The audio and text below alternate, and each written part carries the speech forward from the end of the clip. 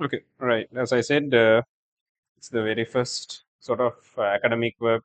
I mean, as a class, I think you're joining on the new year, so it's make it very important, right?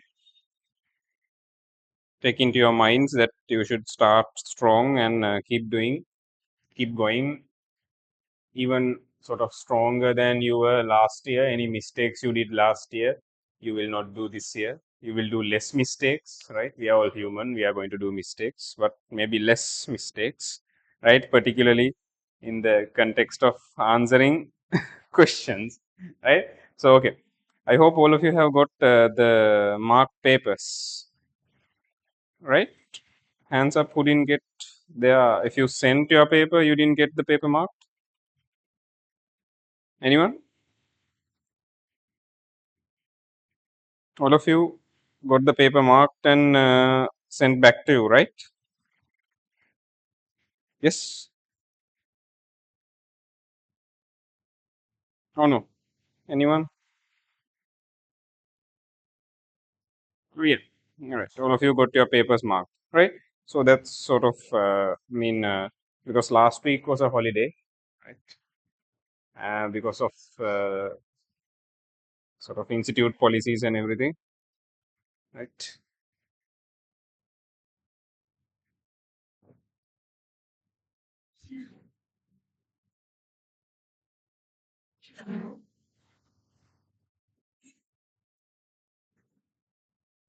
Bit too far, right? Yeah. Shit. Okay. Okay. Um, shall we start? So basically, do you get the printout? You wrote the answers.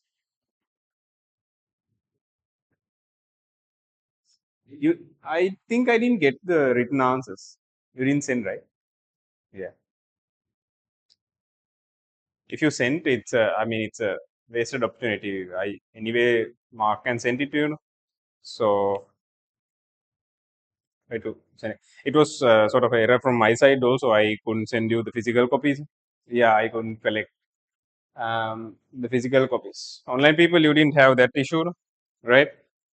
So yeah. So this paper is actually the end of our sort of small papers that we are doing, because from this month onwards, this Sunday onwards, we are going to start full papers. Huh? We are going to start full 5 hour papers, and that is going to be a challenge. Mainly, the discussions are going to be longer, right, with the writing time, and the discussions are going to be longer. So the discussions are going to be held on 2 weeks. They are going to extend to 2 weeks, right? 2 weeks of discussion and 2 weeks of writing, right? Like that per paper, right? So you are going to write the paper in a week, and we are going to discuss it in 2 weeks. So 2 papers per month. So that's our conventional plan, right? Usually in a paper class, that's how we do, right? So we are going to do 2 full papers per month till your exam. 16 full papers. 16 full papers. That's the plan, right? So in the December month, these papers were just sort of teaser papers, no, just MCQs, only a few MCQs and some structured and a few essays, right? These were just sort of teasing because they were done as free classes. But now, this month onwards, we are going to get into full papers that will be marked and sent back to you, right? So the marking will be tough, right? Because my marking panel are from 2025 A level people, and also 2024 A level people are also there. So they are going to, I advise them to sort of do the marking in a tough way, right? Because if you got the marking sort of, if you got a tough marking here, that's going to make you improve, right? Then you are going to go to the paper and sort of be your best self, right? That's how you improve. So even if you think the marking is too tough and it's very difficult to get marks, it doesn't matter, right? Because these are practice papers, right? It doesn't matter. These are practice papers. So what matters is improving your skills. Okay. And the next thing is, this is a message for the revision people, right? I'm starting a new sort of, I already started it, but now I'm starting it as a proper program, right? It's called Flash Recap, right? It's a small booklet that is going to act as a short notebook, right? I'll right. So this program I'll sort of explain. It's mainly a revision program. It's not part of the, let's say, the paper class. But bio is a theoretical subject, no? So whatever you do, whatever you learn in theory class and revision class is what you bring to the paper class, right? So this is called flash recap, and there's going to be a few more booklets like this. Then this will be delivered to you, right?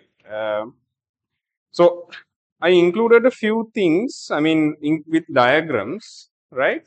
Some things that are very easy for you to forget, right? Particularly if you take this page, the conducting system of the heart, and then functions and structure of polysaccharides, right? And meiosis 1 and meiosis 2, and photosystems, C4 pathway, and differences between monocots and dicots, sort of anaerobic respiration methods. Then comes the most important thing, I think. There's vascular tissues. The most important things I included are plant life cycle diagrams, right? So these, we are going to go through each of these sections, one per day in the revision class, right? One page per day in the revision class. We are going to go through this, and I'm going to add different things, and I'm going to help you complete this booklet as one of your own short notebooks, right? So this is just the first one. There's going to be a few more following up, right? So that's part of the revision class program. This will be delivered to you very soon. That's called, so it's going to be your own customizable short notebook, right? From things in the syllabus that are very easy for you to forget, right? For example, lung volumes and capacities, and excretory structures, things like that. So because all of us are very sort of, let's say, we are lazy, no? Right? We are not going to be bothered to create our own short notebook in the long run. We are going to think it's a waste of time. මේ වෙලාවේ මම physics ගානක් හදුවා නම් හරි, එහෙම නැත්නම් chemistry whatever inorganics හරි study කරා නම් හොඳයි කියලා. So I'm going to sort of push you to make short notes and study these sort of boring theory parts with these sort of small programs. Okay? All right. So that is flash recap. This will be delivered to you soon. Okay. Right. So let's get into today's paper. I mainly focused it. It was just SEQ questions today, right? So we can quickly discuss it. Okay, because it's 1st of January. Let's try to do some effective work today. So 3 SEQ questions with sort of different, let's say, different lengths, right? So in this paper, I'm going to teach you sort of 3 theory points, right? We'll come across, I mean, when we are discussing, I'll teach in detail certain theory points, right? So that's part of the paper discussion. I'm going to go into 3 topics into a bit of detail, right? While I'm discussing the questions in the paper itself. Okay.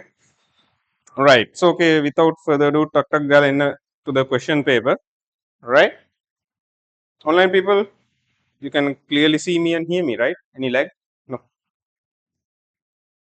It's hot, right? And noisy. Yeah. Right. Okay. First question. You have, right? You took a print out. Okay. Right. Okay. First question. Which characteristic feature of organisms is important for efficient biological activities? So this is a bit of a trick question. I mean, if you think logically, you can't get the answer, right? If you think logically, you can't get an answer, but you have to scan through the resource book to find the answer, right? You have to scan through the resource book to find the answer. So what was the best answer? The resource book says because of the order and organization, right? Because of the order and organization. Where is it? In the resource book,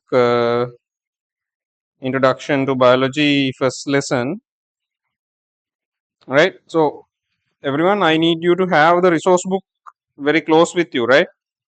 So order and organization. Yes. Page number 4, it says under order and organization for molecular level to biosphere, there's order and organization to perform their in organisms to perform their biological activities efficiently. So that's the answer I'm expecting, right? So you can see here, right? Yes. Question number 1.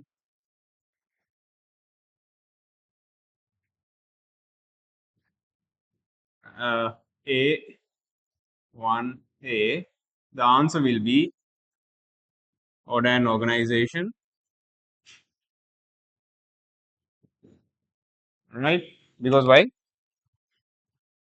It says because of this order and organization. What is the order? We usually in biology we start at what level? We start at biological molecules, right? Biological molecule level. Then we come to organelles. Then we come to cells, right? Cells produce what? Tissues. Tissues produce what? Organs. Organs come together to produce what? Organ systems. Organ systems produce an organism, right? It's like that, no? So, what is the characteristic feature of organisms important for efficient biological activities? Order and organization, right? How above character makes it most efficient, right? What did you write for it?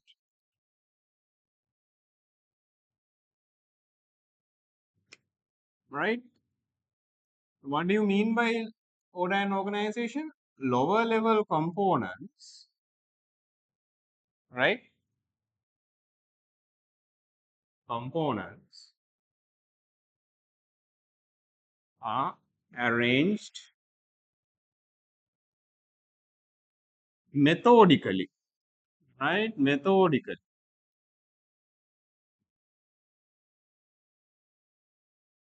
Or you can say methodical pattern in upper levels.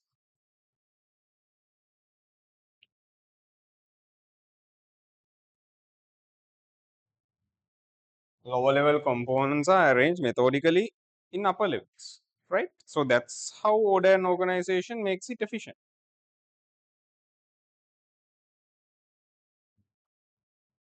So I gave marks for order and organization for the two words, 2 marks. Lower level components, lower level 1 mark, methodically 1 mark, in upper level 1 mark. So you need to know how marks are given as well, right? Okay. Next question. Mention the cause for the importance of high heat of vaporization of water for organisms. High heat of vaporization. I think last week also I talked about this, no? Right? Water features, right? Iveracne. Okay. So, what do you think?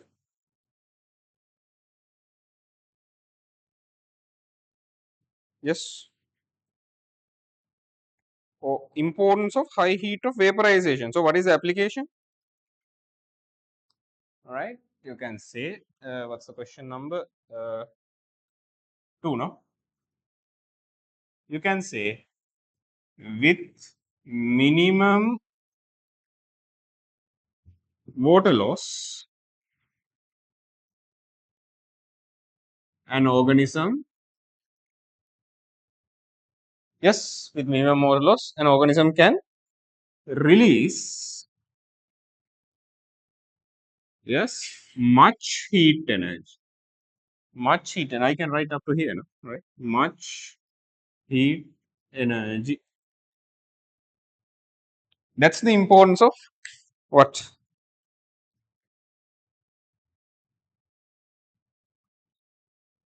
You can hear me, right? Hello, online people. Yes. Okay. High heat of vaporization. So, what are the key points I gave marks in right? So, I gave minimum water loss for the term minimum, right? You have to write the word minimum. An organism can release much, much kind of word that you have to have, right? It's the word meaning a lot of heat. Without it, you can't. There's no meaning, right? Much heat energy. It has to be there. Okay. With minimum water loss, an organism can release much heat energy. Next question.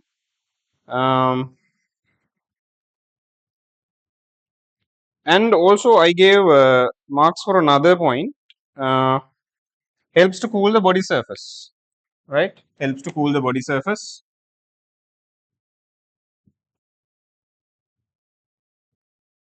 Right? Helps to cool the body surface, right? Therefore, prevent overheating.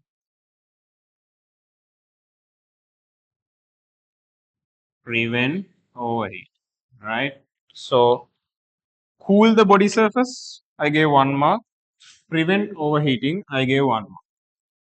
Yes, you're following, right?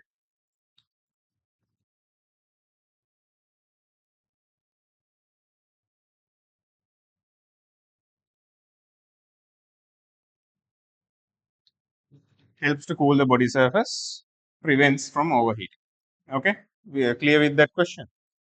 Neither, right? Next question. Yeah. So question number 2 done. 3. Mention an examples for following compounds. Examples for the following compounds. 1, 3A, right? 3A. What is it? Disaccharide formed by condensation of different aldoses. Right? Disaccharide formed by condensation of aldoses. What are the aldoses? Are the monosaccharide aldoses? There's a question. What if you wrote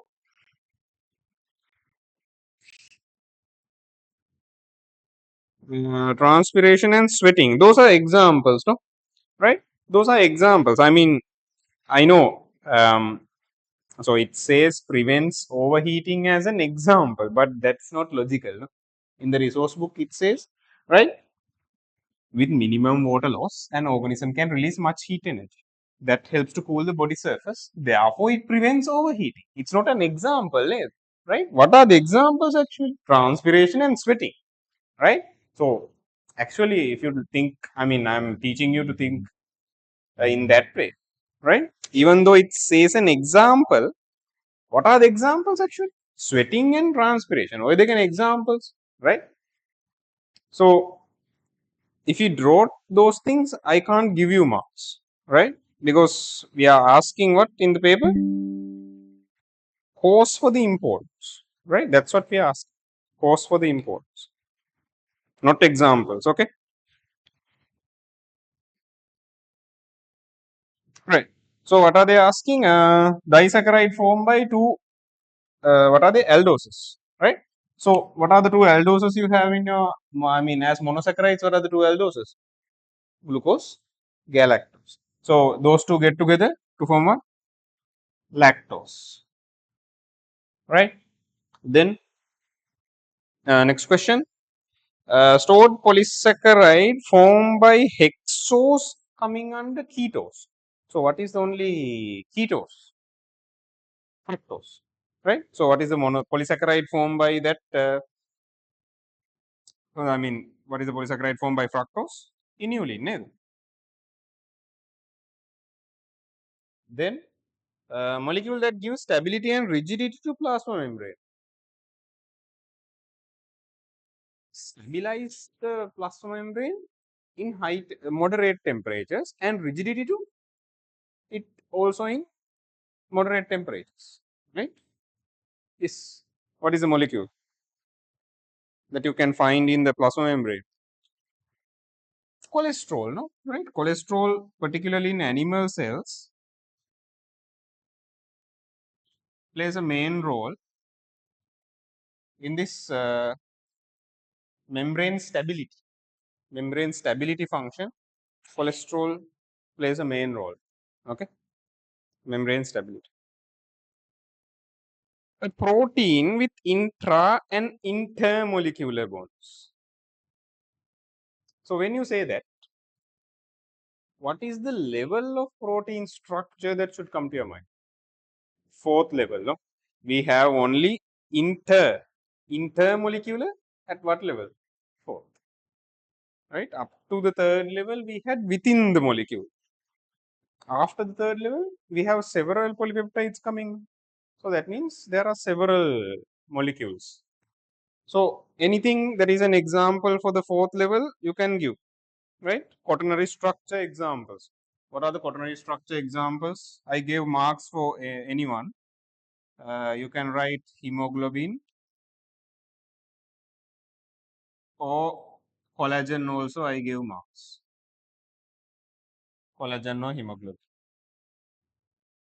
Finally, E, neutralize foreign bodies. Simple, no? What is the protein that is, what is the molecule, right? Those are immunoglobulins, no? Give me another name for antibodies, right? Antibodies.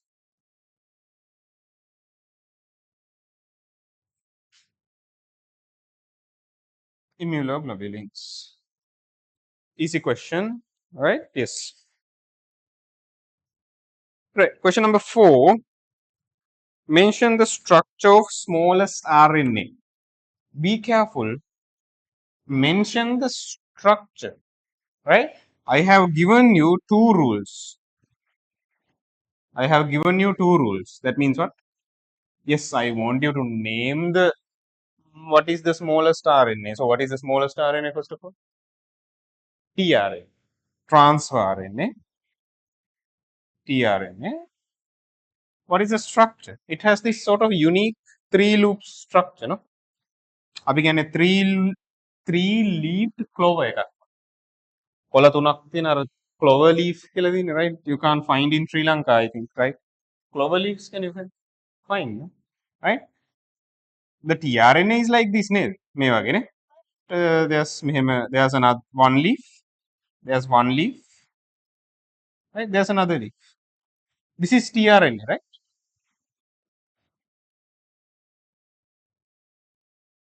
This is the smallest type of RNA. So how do you describe this? How do you describe this? It's a linear molecule, forms a three looped structure. So I gave marks for tRNA, linear, three looped.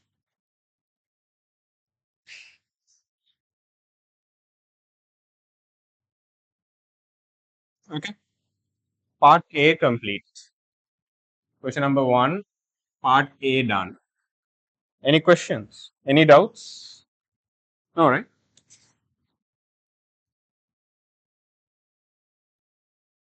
All right, people, any doubts, questions?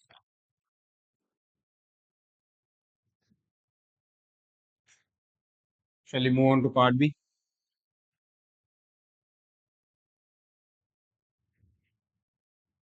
Last week I talked a little bit detailing about functions of water. So this week I want, right? In the revision class, we'll go through those things in a rapid way, right? These things you are clear with, right? Theory points, nothing to explain, right? Okay.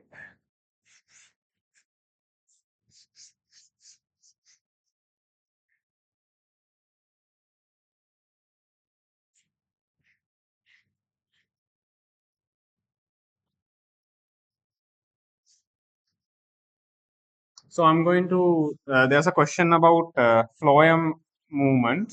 I'm going to talk about phloem translocation because I think last class also I gave a small example, but I didn't talk about phloem movement, right? So I'm going to talk about phloem translocation a bit today. Right. Question number 1, part B. Oh no, wait, there are more questions. Right? There's a question number 5. I didn't see. Mention the resolution power and magnification of electron microscope. I didn't see, sorry. Right? Resolution power and magnification of electron microscope. These are theory points, right? About 2 nanometers. That is what? Resolution power. These are theory points, right? 2 nanometers. And what is the realistic magnification? 5 into 10 to the power 5. ලක්ෂ 5ක් විතර නේද? 5 into 10 to the power 5 times is the magnification. What is the equation of magnification? Right? Magnification means what? Image divided by object size. And what is the, let's say, the law of the resolution power? Resolution power is inversely proportional to the wavelength. No? When wavelength increases, resolution power decreases. Right? That's why scientists adopted electrons as a way of, let's say, visualize. Right? Instead of light rays, scientists started using electron beams of electrons. Okay.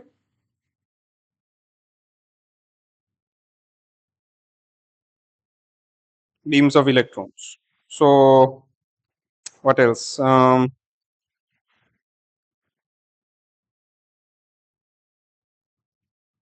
What is the, let's say, if you think about light microscope,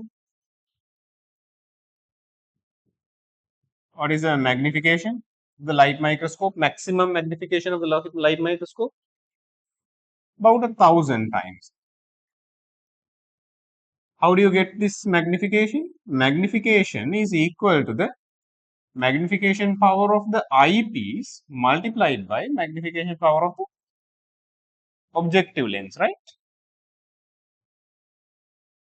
So in a light microscope, usually your eyepiece lens is about 10 times maximum, right? 10 times magnification maximum samanya light microscope, right? If you can multiply that, there are objective pieces 100 time magnification, right? So with that you will get 1,000 magnification maximum in a light microscope, right? What is the resolution power of the light microscope? About, according to your resource, 0.2 micrometers you can see. 0.2 micrometers you can see. Right? These are theory points. So these are small theory points. Okay. All right. Moving on. Yeah. Mention the resolution power and magnification. Question number B. Uh, part B. 1A. Mention the features of prokaryotic flagellum which are different from the eukaryotic flagellum. Oh, this is a very important section. Prokaryotic versus eukaryotic flagellum. Right? I'll go into a bit of detail. Right? Prokaryotic flagellum and eukaryotic.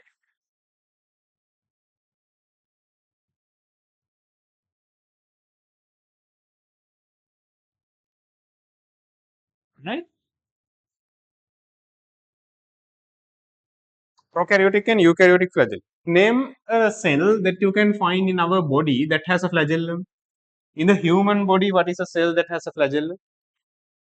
Sperm. Right? It's the only cell that is sort of motile in our body. Right? It can move. What is the cell that can move with a flagellum in our body, human body? Flagellum. Right? Oh, sorry, sperm. Right? They have a flagellum. So it's very important this comparison between eukaryotic and prokaryotic flagella. Right? Prokaryotic flagellum. We'll go with the basics. What is the composition?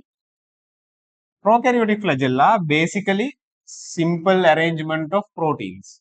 Those proteins do not form microtubules, right? They do not form microtubules. So the specific structure is different, right? From bacteria to bacteria, the flagellum protein composition is different. But definitely they don't have microtubules. So you can say lax microtubules, lax microtubules. On this side there is microtubules. In addition, what is the other thing? These microtubules are arranged in a structure that is called 9+2 structure. What is this 9+2? Microtubules are arranged in a nice way. There is 9 doublets, double microtubules. There's 9 sets. 1, 2, 3, 4, 5, 6, 7. 1, 2, 3, 4, 5, 6, 7. Madhur. Okay.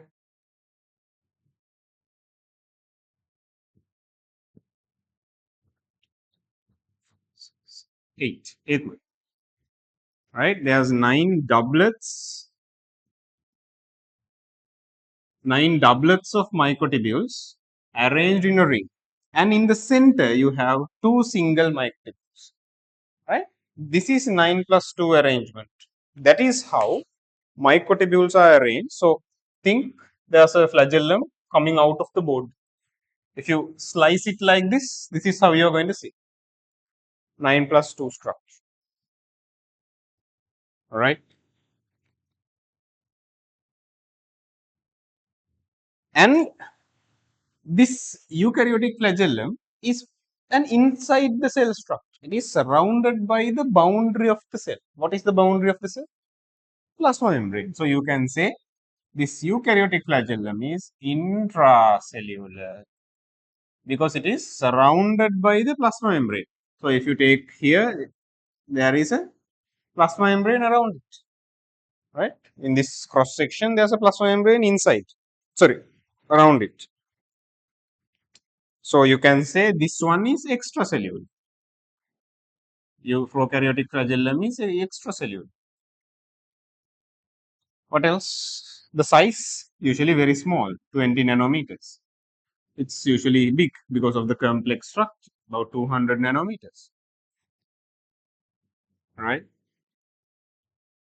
Then, so this flagellum is coming like this. At a certain point, it is attaching to the cell. So there's this flagellum that is coming like this. And at a point, it is attaching to the cell.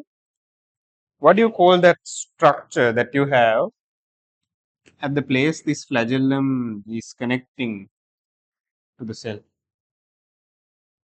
It's called the basal body, no? Online people, right? Not asleep, right? It's called the basal body, right? Basal body. Basal body is also, it's like so there's a wire coming out. It's like there's a plug base that you can plug the flagellum into. Basal body is the sort of the foundation or the base of the flagellum. So it has to be a bit more stronger than the flagellum, right? Foundation. So it has a specialized structure. What is it? 9+0. 9+0 arrangement of microtubules. What is the structure of that? It has what? 9 triplets. 9 triplets. මෙතන තියෙන්නේ doublets. Doubles. Basal body එකට එනකොට you have this sort of triple microtubules arranged in a ring. That's how you get the basal body. Okay. So you have to do this comparison for each. I have also given marks for saying this is simple. Make a simple and this is complex. I have given marks. So 1 lax microtubules, 9+2 arrangement, extracellular, intracellular size. For all these, I gave marks. Okay. Microtubule, sorry, flagellum structure is very important. Particularly when you start to study microbiology, right? You will see this bacterial flagella are very important in immunology, right? You know that in immunology, you know there are antigens, right? Things that our immune system use to identify bacteria, right? So one of these identifying features are their flagellum. Their flagellum is a unique thing. from different bacteria to bacteria, the flagellum changes, right? That's why it lacks microtubules, but is composed of many other types of proteins. So it's like an identity card, right, for that particular bacteria. Okay. Next question. Protein subunits of components of cytoskeleton. Right. Cytoskeleton. What is the composition of the cytoskeleton? I'll erase this side. Right. What is the composition of the cytoskeleton? What are the three main components of the cytoskeleton? Right. Cytoskeleton is found mainly in animal cells. Right. Cytoskeleton is composed of mainly what? What is the question number? 2, no? Right. 2.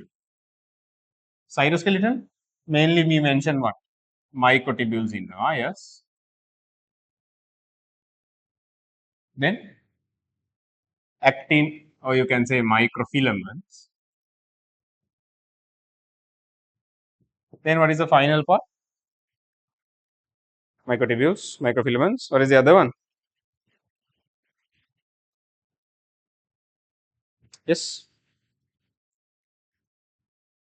intermediate, no? Intermediate filaments.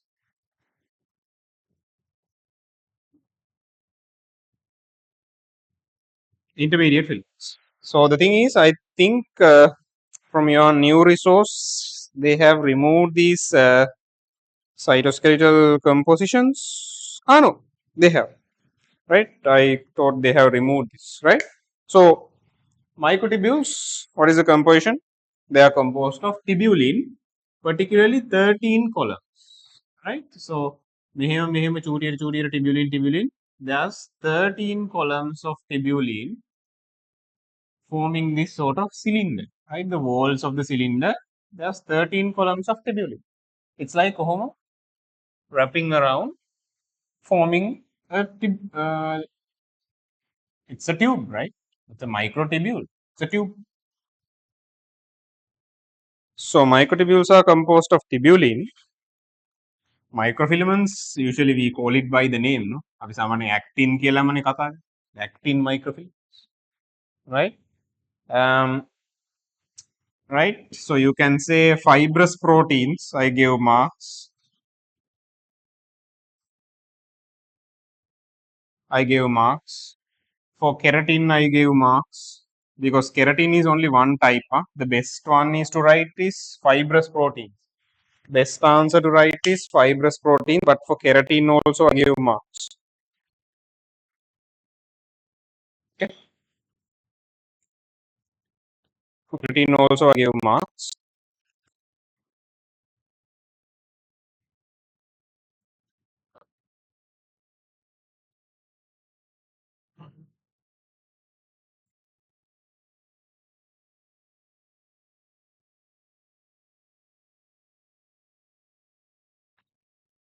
Okay. It's a good investment, no? Otherwise, it's dark. I should buy another one for you. Okay, right. Next question. What is meant by central vacuole? What is meant by central vacuole? So you can see there's 3 rules. So I need a bit of description. Bit of a description I am sort of indicating, right? A question. You need to write a bit, right? It's a large structure. No need to, not essential to mention large structure. What is the boundary? Bounded by, you have to say, bound by what? What is the name? Tonoplast, right? The membrane sort of this cover of the vacuole is called the tonoplast. Filled with a liquid, right?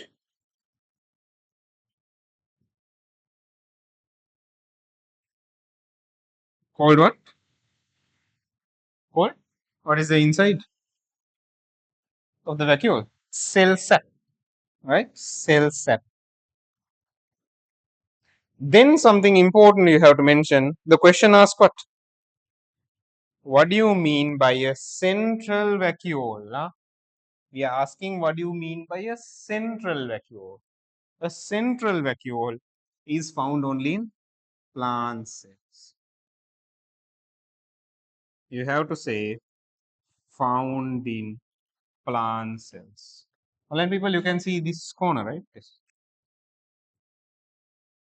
I gave 4 marks there. It's a large structure bound by tonoplast filled with cell sap found in plant cells. So you have to get you have to write all 4 to get full marks. Okay?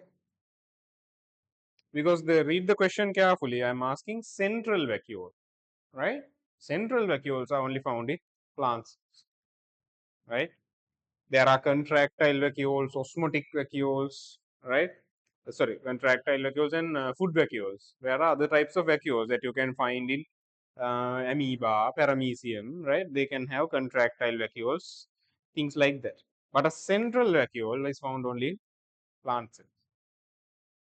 Okay. Then it's the related question. What is the pigment present in the vacuole, which gives colors? Yes. What is the example that you have in your resource? It's called anthocyanin. No? Anthocyanin is a group of sort of pigments. There are several colors, bluish, reddish colors. Anthocyanin. Okay.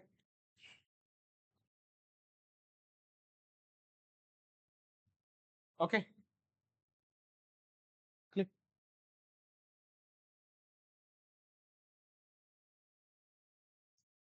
Pay close attention to this comparison. Huh? Right. Prokaryotic and especially if they ask you to write a essay, compare prokaryotic and eukaryotic cells. One of the key things you have to do is compare the flagella, right? You can miss a lot of points if you forget about the flagella. When you are writing a prokaryotic eukaryotic comparison essay, if you forget the flagella, you can lose a lot of marks. Okay. Shall I erase this side? Okay, people, shall I erase this side? Yeah. Okay.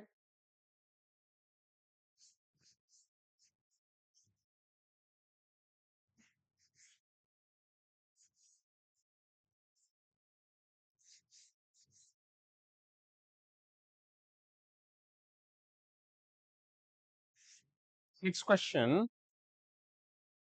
Mention the cell junction with membrane proteins surrounding the pore.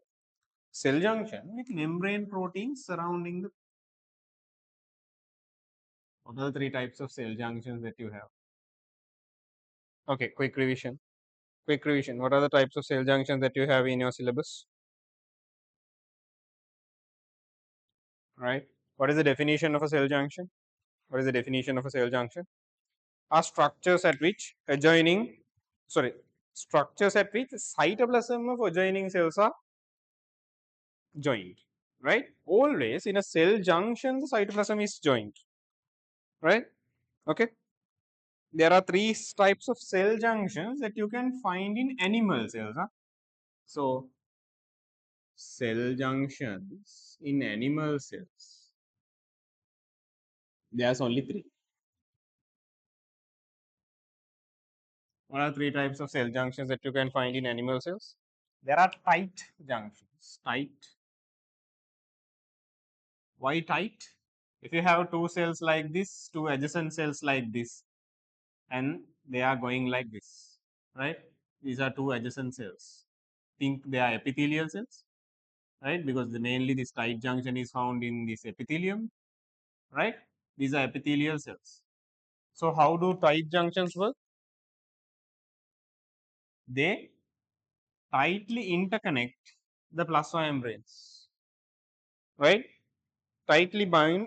These special proteins are going to tightly interconnect to form what? A continuous seal. The word we have to use is a seal. It's a seal, right? It's a waterproof seal. Water can't go through this into the inner whatever the space, right? So what are the examples? In the skin you can find tight junctions, right? Well, pool leke bala hitiyam, you don't get filled up with water, right? Because your skin barrier is a watertight barrier composed of tight junctions. What's the next one? Desmosomes or anchor junctions.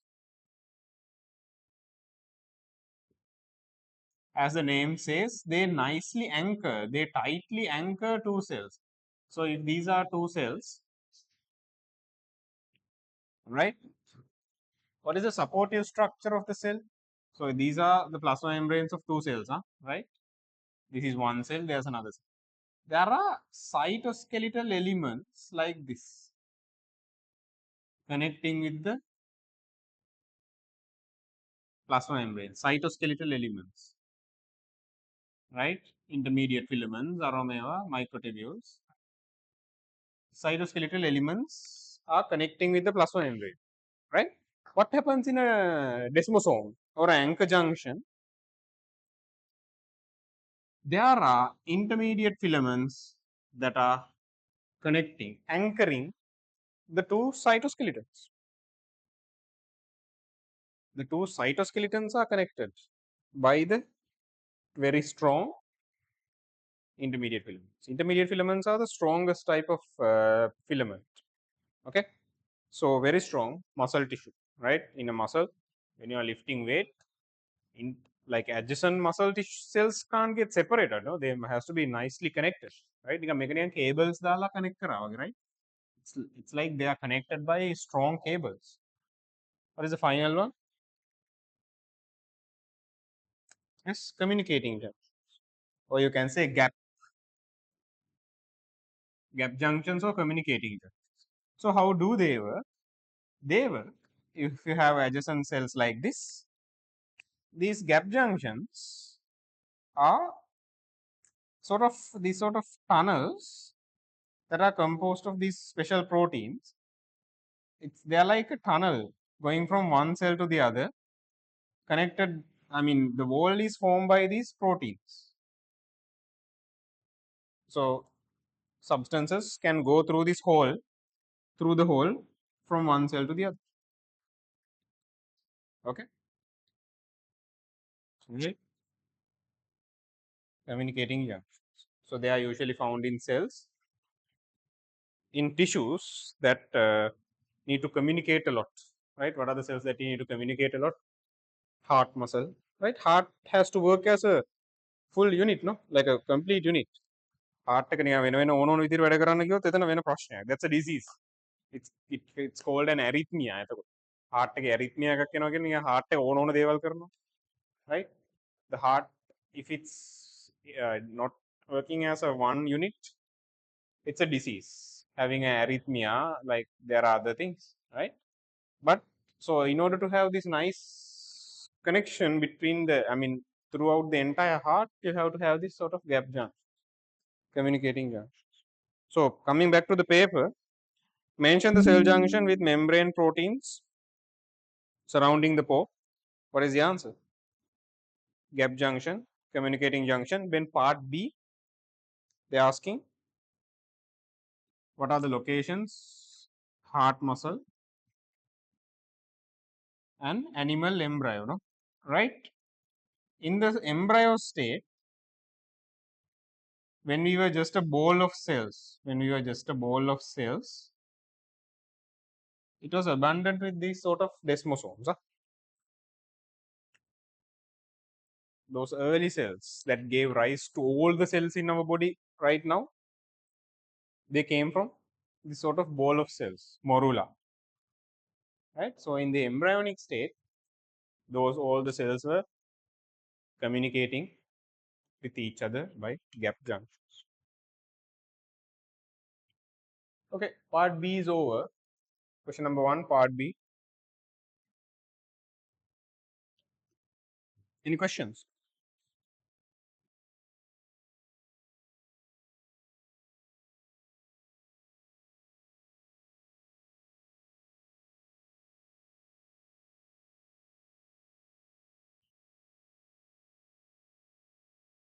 Online people, any questions?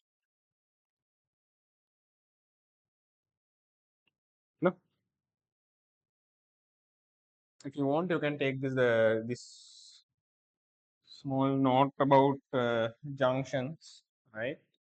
Draw some diagrams like this. Then you will understand better. Okay.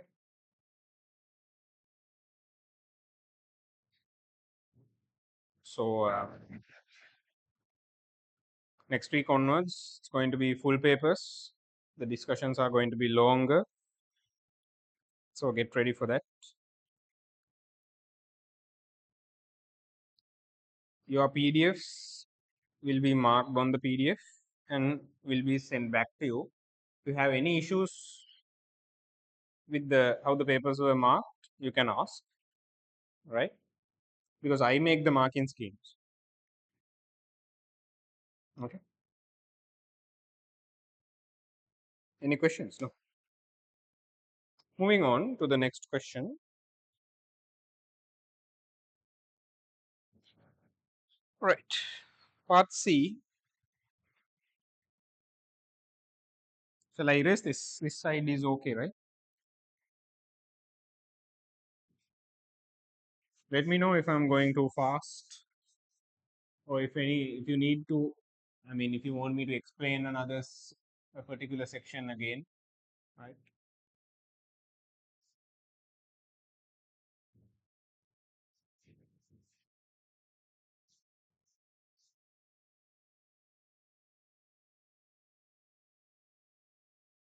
Right.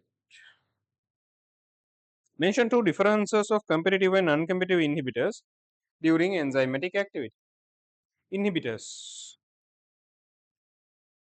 Part C, question number 1.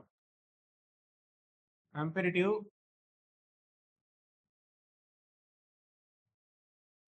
versus non-competitive inhibitors versus non-competitive inhibitors.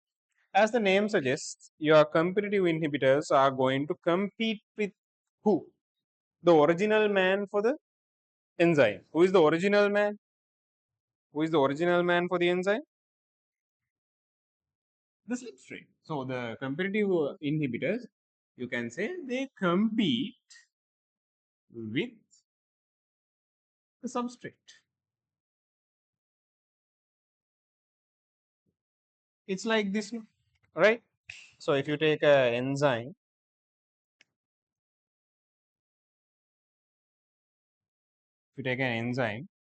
this is the binding site, right? If you take an enzyme, you take this sort of an enzyme, there's a binding site. What is that binding site of an enzyme? Where the binding site of an enzyme where the proper substrate should bind? Active site. Ne?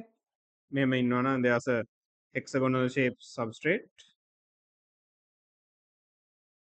So this is the proper substrate.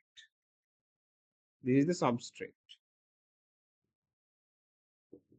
Is going to come and join to this active site.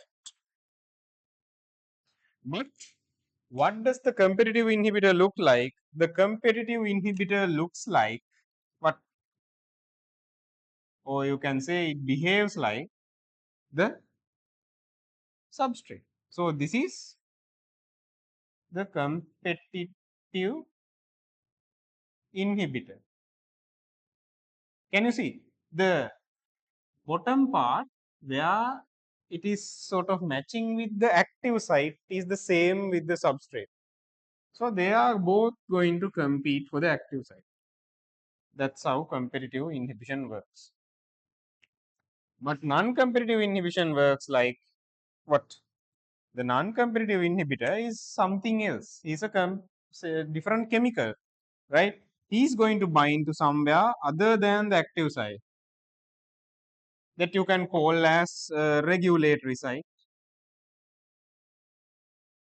All right. So this non-competitive, I'll say non-competitive inhibitor, NCI, yeah, non-competitive inhibitor is going to bind to a regulatory site that is somewhere else. What is it going to do is it's going to change the shape of this active site into something else that is not the original shape, right? Maybe මෙහෙම නිකන් box එකක් වගේ කරනවා. Whatever happens, that is going to change the complementary nature of the substrate and the active site. But what is that competitive inhibitor going to do is it's going to just compete, right? It's like another you and another student who's facing the A-level exam. You are both are competing to get into university. You are similar. Then you can say compete with the active site. You can say right on this side does not compete with the substrate. Then you can say here bind to active site. You can say on this side binds to a part of the enzyme. You can say a part of the enzyme other than active site. Binds to a part of the enzyme other than the active site. Simple. So I gave marks for saying these four things, right? Compete with the subject, does not compete with the subject, bind to the active site, does not bind to a part of the enzyme other than the active site. If you have mentioned as bind to a regulatory site, it's fine. Okay.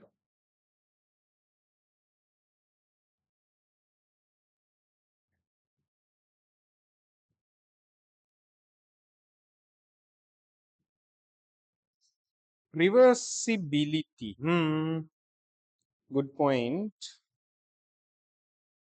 I didn't include that in the marking scheme. Let me see.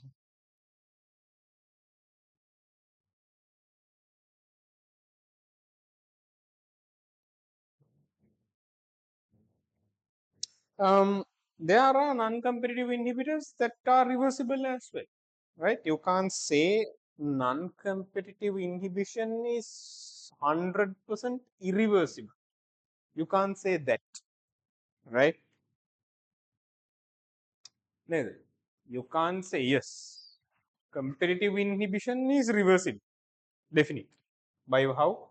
If you increase the proper substrate, then competitive inhibition effect will go down. But non-competitive inhibition can be reversible and irreversible, right? So that's not a nice comparison,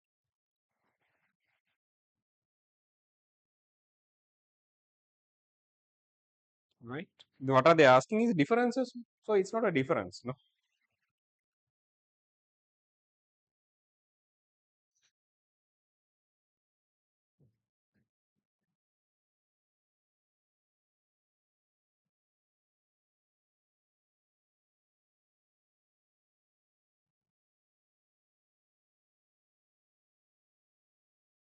Okay, right. Next question. Mention the coenzymes used for the following processes. Coenzymes used for the following processes. Where do I write? Shall I erase this? Junction stories.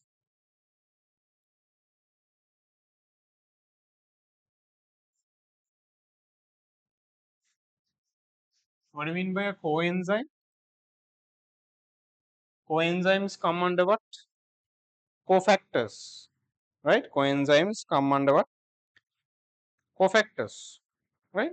What are cofactors then? What are cofactors? Yes.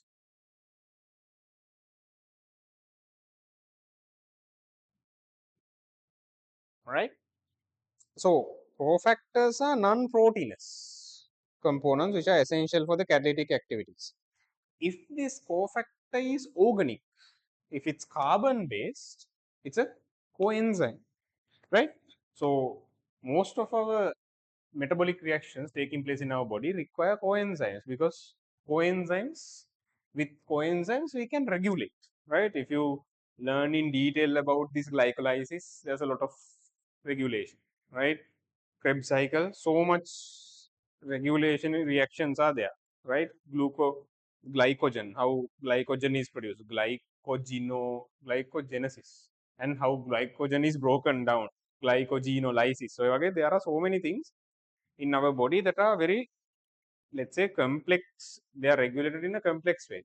So we can regulate these reactions with the help of coenzymes.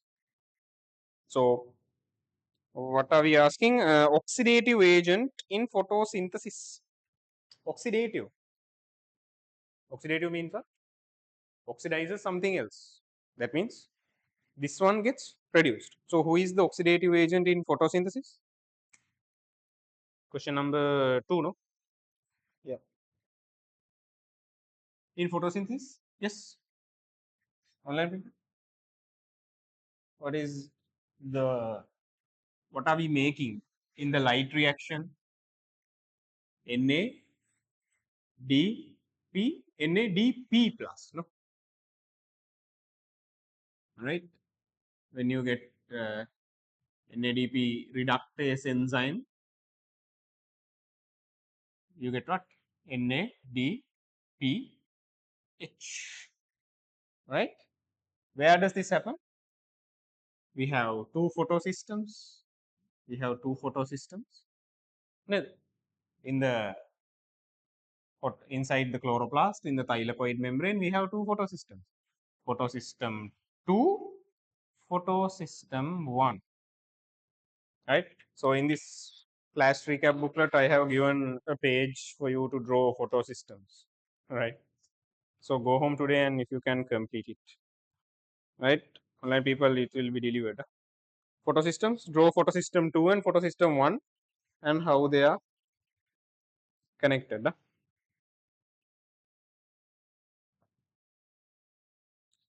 So where is this NADPH production happening? Here, no? This reaction is sort of happening here, close to the photosystem 1. Then what is the electron carrier in cellular respiration? That is NAD plus, right? Without the phosphate group, that's what we use in cellular respiration. NAD plus. There's another one. What is the other one? What is the other electron carrier that we see in cellular respiration? We have NADH, and what is the other electron carrier? What is the high energy product that we make to get energy in the electron transport chain? There's another entity called FAD plus, no? Right? Okay. So I'll go through this cellular respiration, right? When we are revising what happens in the mitochondria, right? So we are going to make high energy compounds. Those are in cellular respiration. We are going to make NADH and FADH2.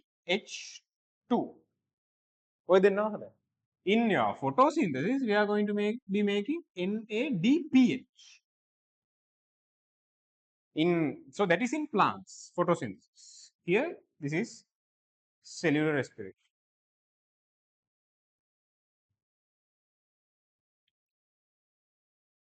Okay, next question.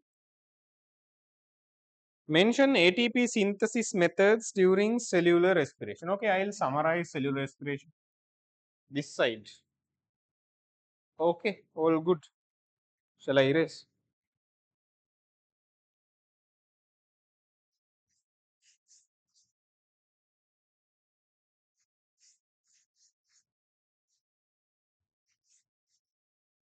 Cellular respiration, how many steps do we have?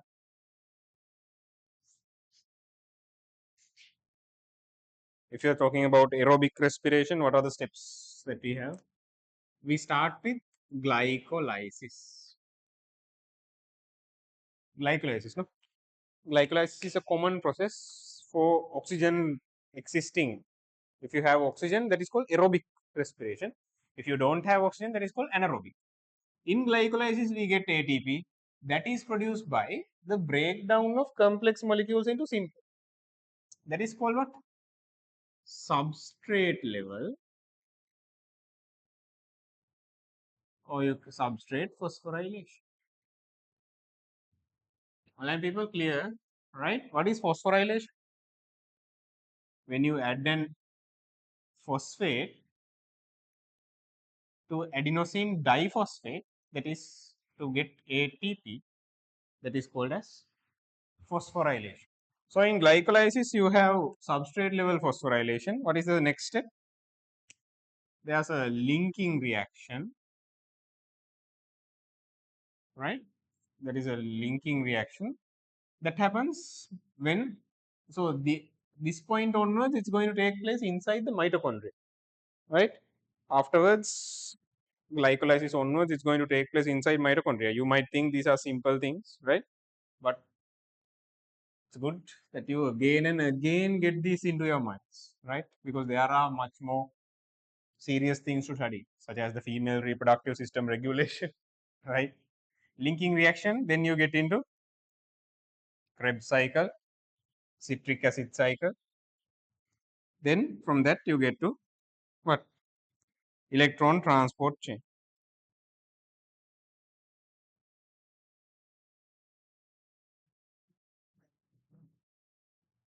Right.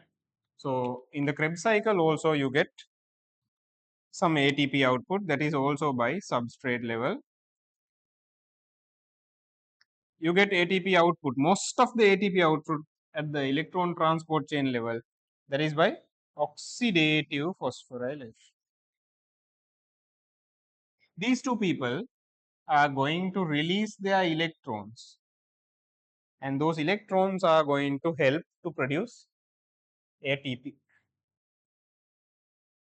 Right? It's like a turbine එකක් වගේ, right? These electrons, high powers, these high energy electrons are going to actually collect high energy protons. Those protons are going to come, and in the process you are going to get ATP energy,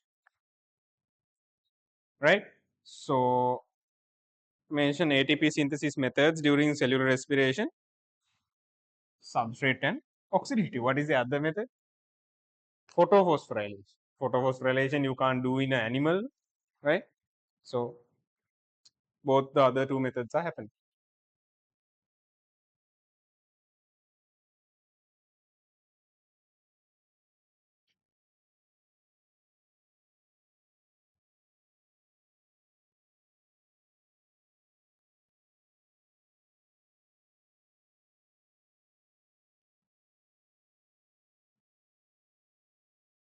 Right.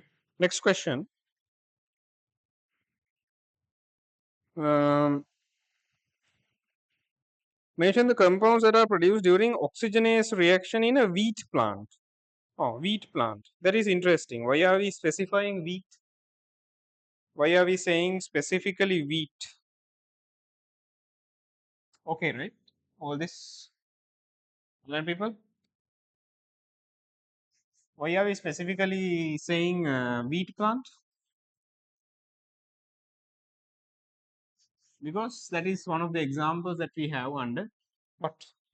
Wheat is what sort of plant? Wheat is C3, right? Yes. Wheat is C3. Wheat, rice, barley is C3, right? So what is the question asking? Mention the compounds that are produced during oxygenase reaction. You can get an idea if you can't remember if it's C3 or C4. Because why? They are asking oxygenase reaction. Right? Oxygenase reaction takes place only in C3, right? Oxygenase reaction means what? There's ribulose 1,5 bisphosphate. That is the carbon dioxide accept 5 carbon. What is the proper reaction? This should react with carbon dioxide to produce a 6 carbon intermediate, but that is unstable. So you are going to get 2 into 3 PGA. So 3 PGA has 3 carbons. This is what? What is this reaction? What is this reaction? Carboxylase. This is the carboxylase reaction. We need, they're asking what? What is the oxygenase reaction? Oxygenase reaction is the same. What is the different substrate? RUBP is the same. What is the problem? Oxygen ek react karam, what are you getting? You are getting only 1,3-PGA and a 2-carbon unstable toxic product. How do you say? And a 2-carbon product, right? This is actually called 2-phosphoglycolate, right? A nama අයින් කරලා තියෙන්නේ from your syllabus. Okay. So yeah, this is the reaction. What I am expecting as the answer, 1,3-PGA. You have to say 1,3-PGA and a 2-carbon product. Okay.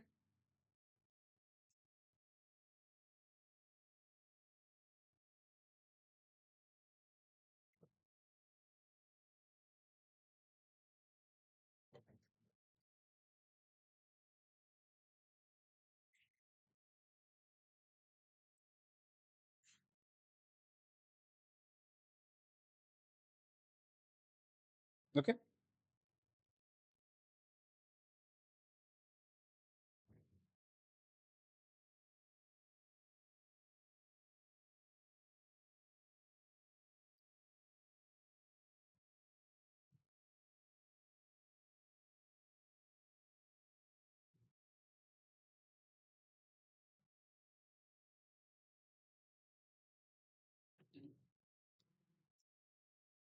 Next question. Right. Where are we? Mention 2 disadvantages to plants due to these 2 compounds. Right. 2 disadvantages. Right. There are several disadvantages you can write. Right. So what is the first one? You can say there's a net carbon loss. You can clearly see methane here the carbons, 5 carbons. Here you are getting 6 carbons. Right. We already had 5 carbons. 5 carbons already we had. In RUBP we have 5 carbons. What is the long name of RUBP? Ribulose 1,5 bisphosphate. Now you can remember it has 5 carbons, right? Ribulose 1,5 bisphosphate. What is the long name of 3-PGA? 3-phosphoglycerate, right? Glycerate. Okay. There's a net carbon loss. And what is the other one? You can say lose productivity.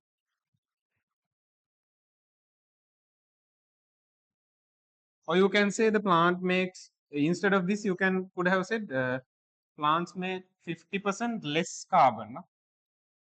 50% less carbon. Right? 50% less carbon.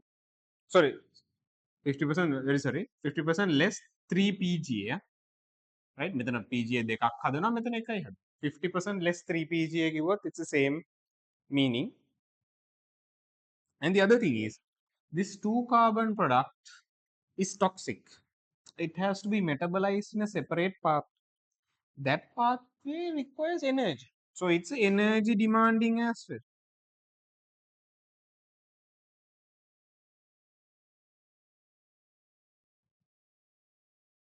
It's energy demanding as well. Right? So any 2 of these, you're going to get 2 marks.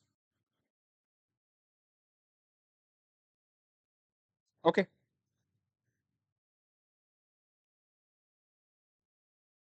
Any 2, you're going to get marks.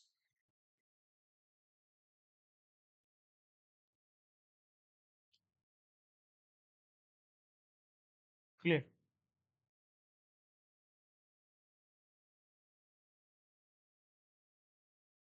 You're still in the first question, no? It's a very long question, right?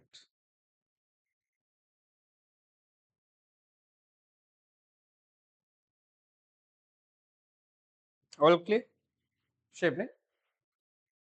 Right. Let's move on to the next question. We asked about some cambia. What are cambia? We are jumping to plants now. Huh?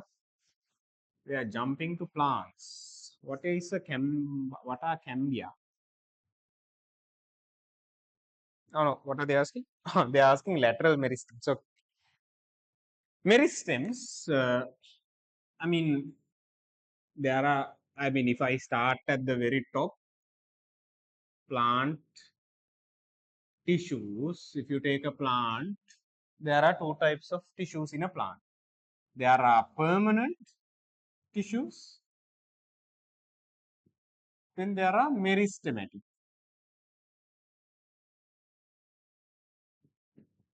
Right? Meristematic and permanent killer, there's a classification. Meristematic means what? They have the ability to divide under suitable conditions. Not always. Okay? Right. Okay, tell me, what is a cell that is going to divide when the conditions are not suitable? A group of cells that are dividing when the conditions are bad, when nothing is provided, nothing, no nutrition, no hormone support, nothing is given, but the cells are going to still divide. What kind of a situation? A cancer. In a cancer, right? In a cancer, the body is trying its best to stop the cancer, but this cancer is anyway going to divide because the cancer is going to ignore all the signals and it's going to get all the nutrients. Right? That's a abnormal situation. A meristematic tissue divides only in suitable conditions when the plant wants to divide. So meristematic is that. Meristematic you can divide according to the location, right? According to the location. There are meristems, DVD tissues on the top of the plant. That is going to make the top of the plant longer. Those are called what?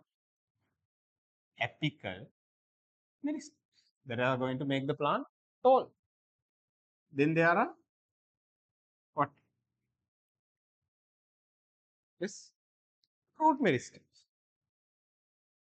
at the root tips. Then there's another meristem, that's the one we are talking about, lateral meristems. That is going to help the plant get white. Right? උස යනවා, උඩින් උස යනවා, යටින් දික් වෙනවා on the sides. Right? So the final type is lateral meristems. Lateral meristems are again divided into two types as vascular cambium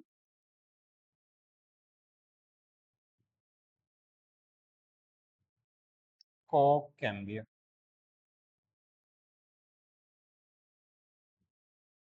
Okay, I'll do this in detail when we are doing the topic called secondary growth. Okay, when we are doing secondary growth, I'll go into detail. Vascular cambium is going to grow your xylem and phloem.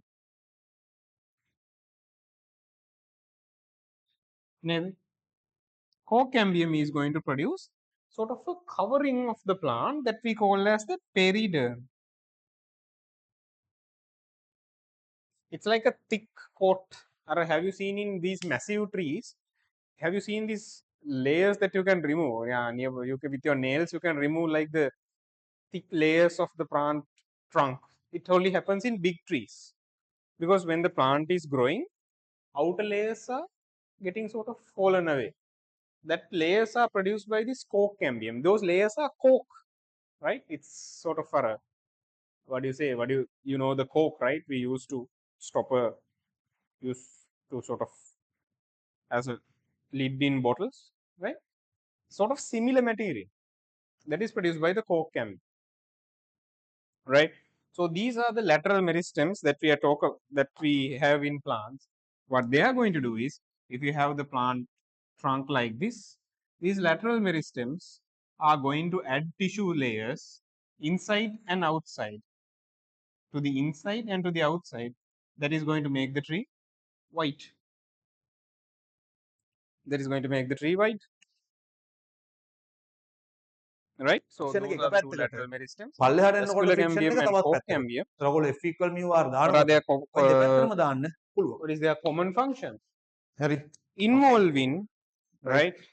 P වල value එක. සමහර you තැන් get වල two තියෙනවා දැන් things, okay right? So equilibrium they එක break වෙන P involving value මොනවද secondary කියලා. growth. එකක් නෙමෙයි දෙකක් තියෙන්න පුළුවන්. They ඒ නෙමෙයි involving දෙක දෙන්නෙක් වෙන්න පුළුවන්. secondary growth.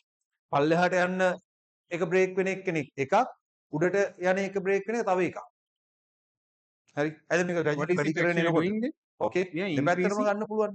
පල්ලෙහාට යන්නත් පුළුවන්. increase ඕකේ පල්ලෙහාට එන්නත් පුළුවන් උඩට යන්නත් පුළුවන්. ඔව් දැන් මේ P කියන්නේ circumference incremental force එකක් නම් තේරෙනවද මම කියන කතාව? increase ඇවිල්ලා circumference of friction. stems okay. A friction වල ඒ කියන්නේ දැන් and friction එකේ roots. nature එක වෙනස් වෙනවා කියලා දන්නවද? ඒ That's කියන්නේ what ඔයගොල්ලෝ දෙන apply the කරන force එක අනුව. එහෙම නැතු හැමතිස්සෙම vascular force එකක් cambium දෙන්නේ නැහැ. and ඒක මේ fourth cambium ඒක are ඇවිල්ලා working. මේ gradually increase වෙන force එක. Yes, there are හරි. question. එතන මෙයා friction එකක් දාගෙන නැහැ කාටවත්. දැන් මම මුව මෙහෙම තල්ලු කරන්න හැදුවොත් විතරයි මෙයා මේ පැත්තට friction එකක් දාන්නේ. ඒක self incremental force එකක්. Okay. Isn't that okay? You have the So drafts in muted. the syllabus. Yes. It's something like this. Okay. මොල්ලියක් තියෙන හරකෙක්. Right. Okay.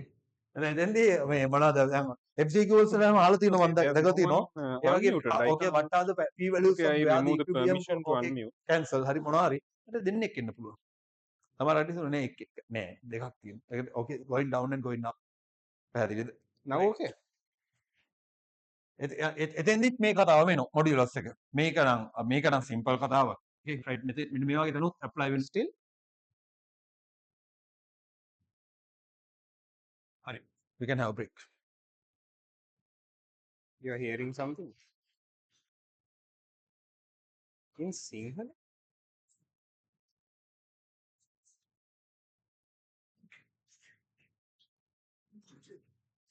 What do you mean?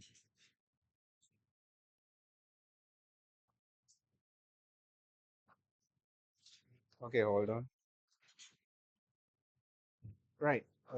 Now can you hear? Now can you hear something? Still? Now okay.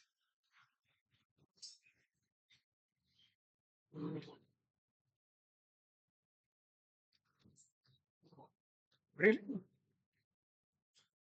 Wait. Okay, how about now?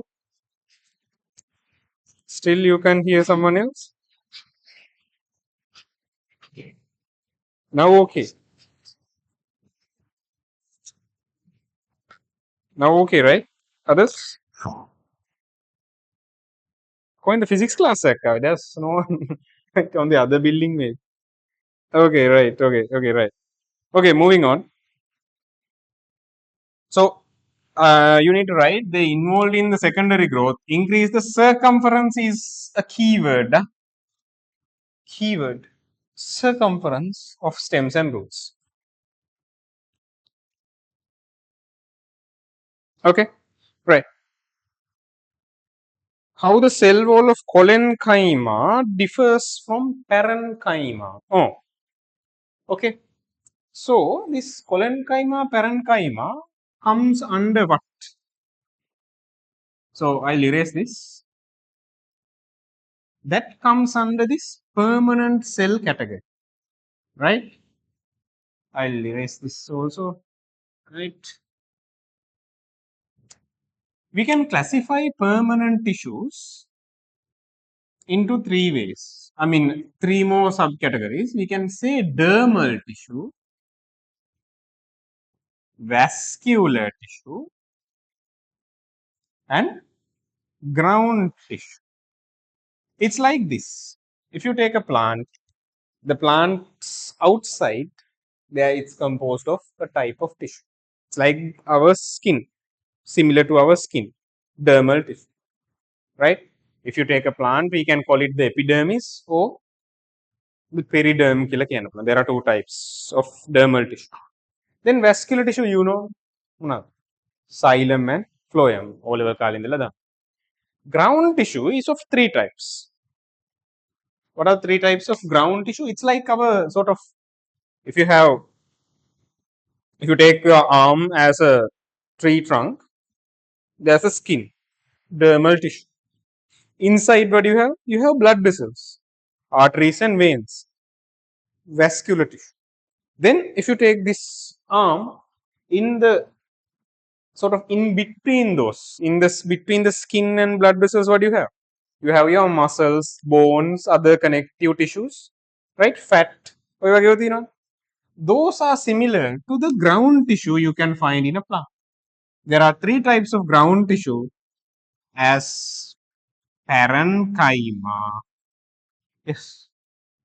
What else? Collenchyma, sclerenchyma. Neither. Right. These are the three types of ground tissues. Okay. So what are they asking? How the cell wall of collenchyma differs from parenchyma. Oh, okay. I'll erase this. Parenchyma and collenchyma are very similar and also very different. Mainly in their shape, actually. Right? Parenchyma and collenchyma are like this. If you take the parenchyma tissue, it's composed of almost spherical cells. They are circular cells, not very tightly interconnected, right? They are like typical plant cells. They have a cell wall like this, nice, right? They perform most of the cell functions. This is parenchyma. They are balls, like spherical, roughly balls like cells. But if you take collenchyma, they have polygonal shape, right? They are polygonal,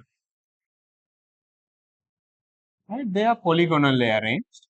And the thing is, they are sort of elongated like this. They are elongated, right? They are elongated cells, collenchyma. And the thing is, they have a cell wall also. Their cell walls are sort of thick in these sort of corners. Can you see? That's how they get their this sort of hexagonal, pentagonal shape. Because in their corners, they have more what? In the corners, they have more what? What is a cell wall composed of? Cell wall, plant cell wall, cellulose, cellulose. They have more cellulose in the corners, right? That's why they are sort of having this sort of boxy polygonal shape. On the other hand, parenchyma are spherical, right? So that's the comparison I want you to do.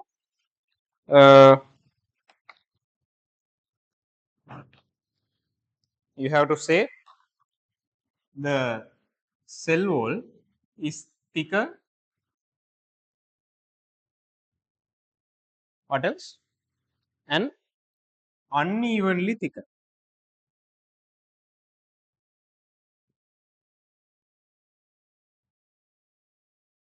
ඔය දෙක කියන්න ඕන. Right? It's the cell wall is thicker as well as it's uneven. How is it thick? Uneven.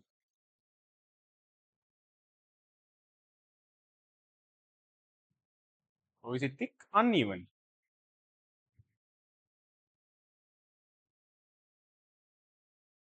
Okay.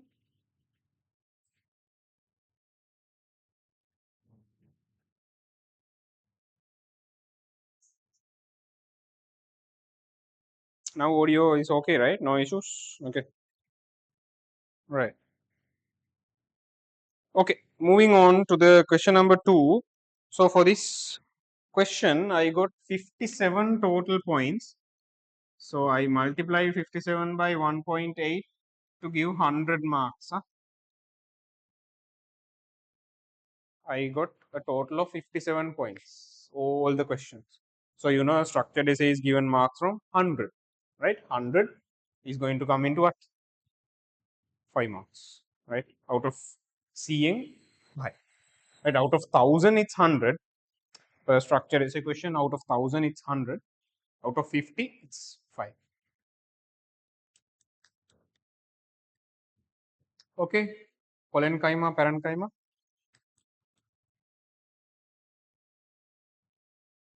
right? Next question.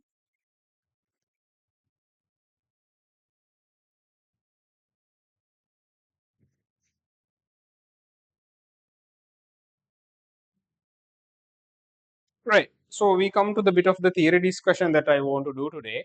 Phloem translocation. Okay. If you want, you can take this down. If you like, you can draw the parenchyma.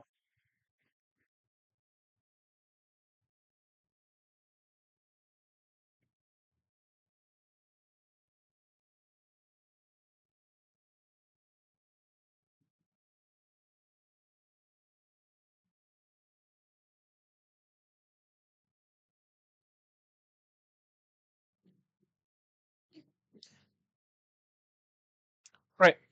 Okay. Let's move on to phloem translocation. Any questions? No. It's very simple, right? It's like, as I told you, it's like a lorry, right? You order some sand from the hardware, right? Hardware again value ටිකක් order කරනවා because there's some construction happening in your house. Sand. So there's a lorry coming from the hardware that is going to deliver it. Okay.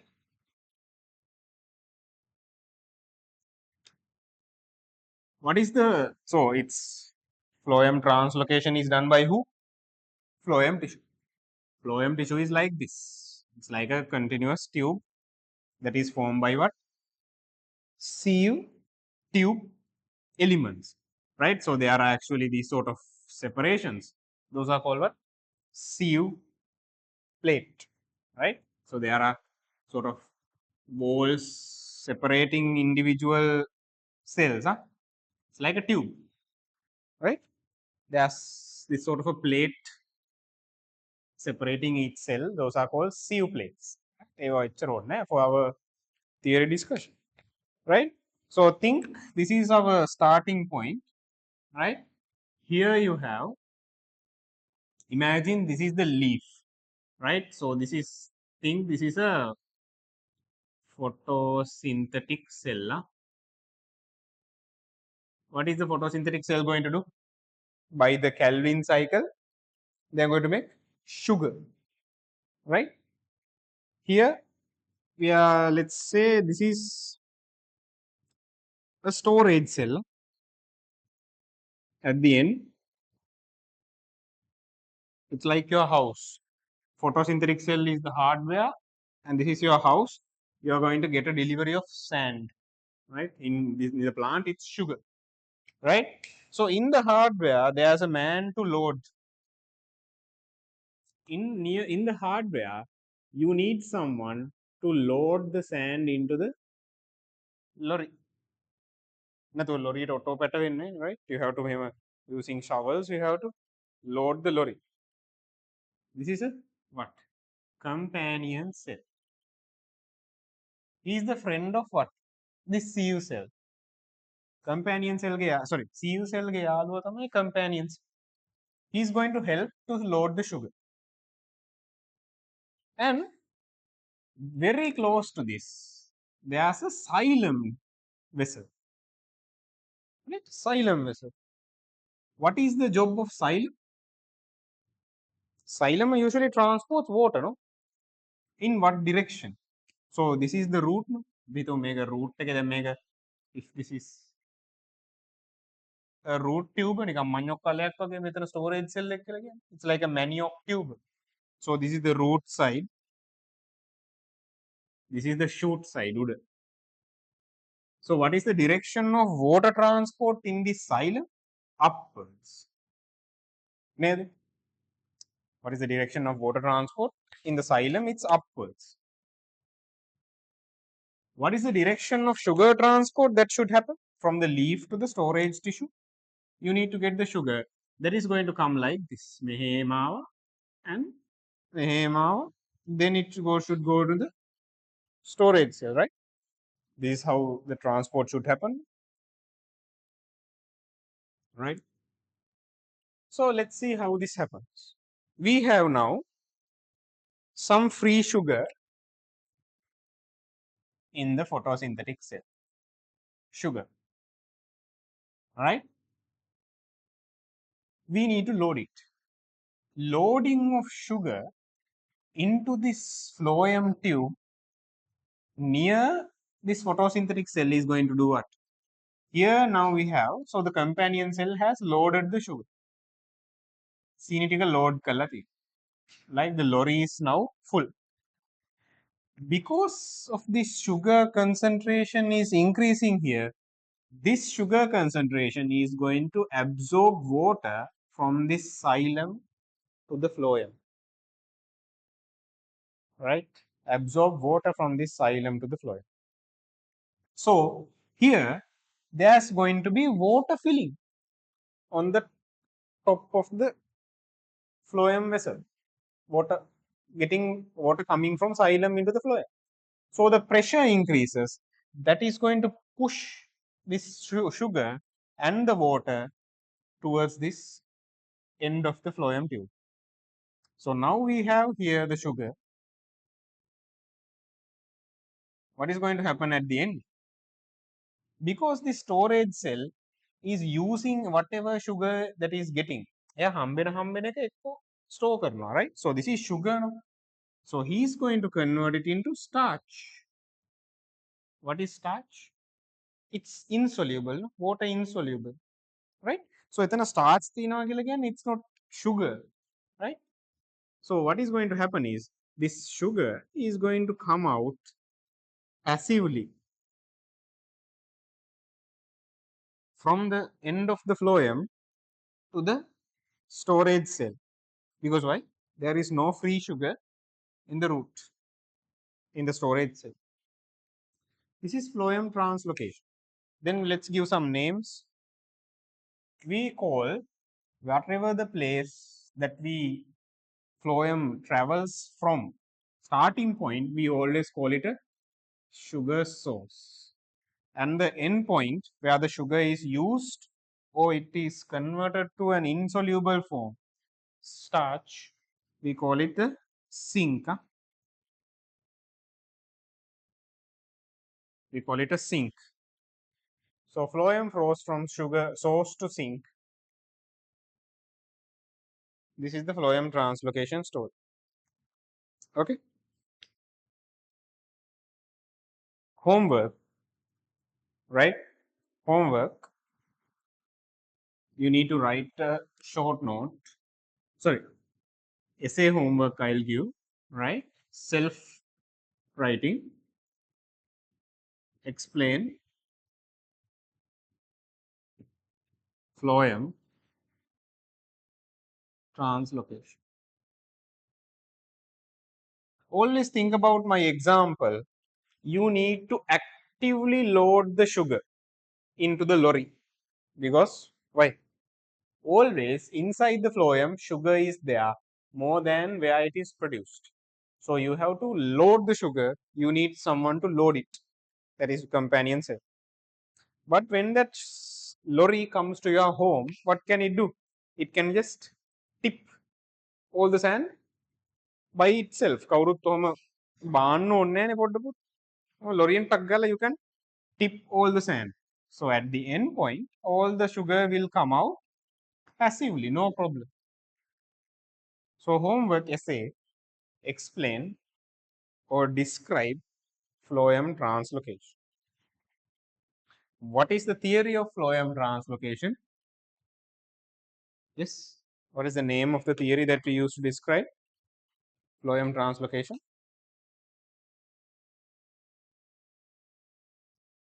Yes, online people.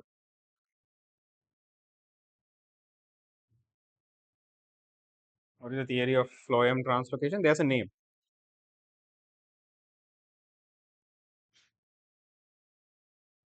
Yes. Anyone? What is the name of? There's a name for this process. Pressure flow hypothesis. Right? It's called the pressure flow hypothesis. Next week, I'll discuss this phloem translocation. Nah? Pressure flow hypothesis. Please write the essay. Okay.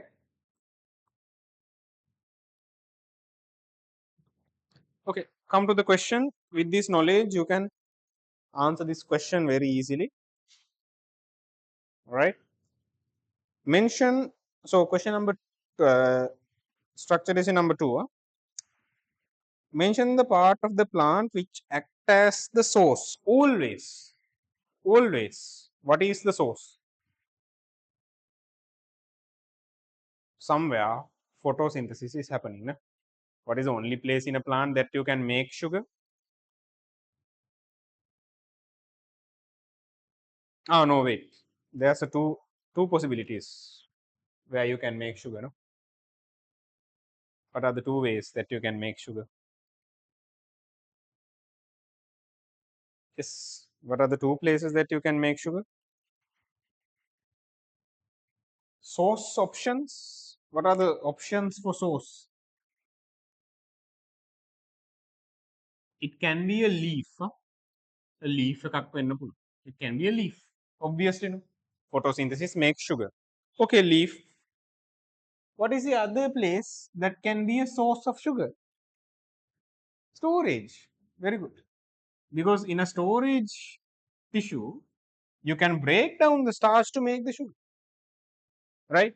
So, this thing can turn the other way around. Right? Sometimes from the storage tissue, sugar can go upwards. For I mean, imagine this shoot is growing, so that demands sugar, no energy on it. So from the storage tissue, the sugar can go upwards also. So a source can be a leaf or a storage tissue, right? For both, I have given either one. I have given marks. It can be a leaf or a storage tissue, storage organ. What can you say about the sugar concentration of B? So B is sort of here. Nil. What can you say about the sugar concentration?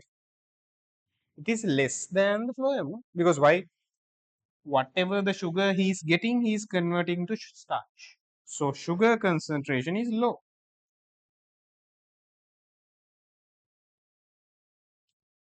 Proper answer is what?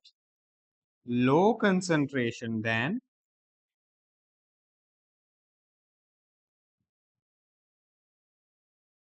Cu tube. Lower concentration than Cu tube.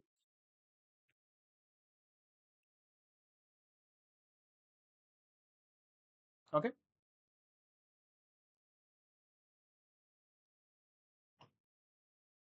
The next question. What is the trigger for that? Or which trigger? There's a small mistake, right? What is the trigger? Is the proper way, right? What is the trigger for that? You can say the sugar is consumed during the growth and metabolism of the zinc or converted to what? Insoluble polymers like starch. So I need two answers. You can say used in the growth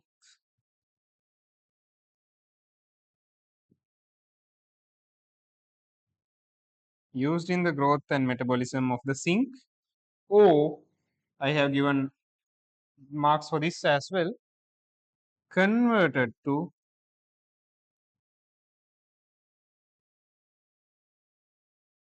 insoluble polymer like starch.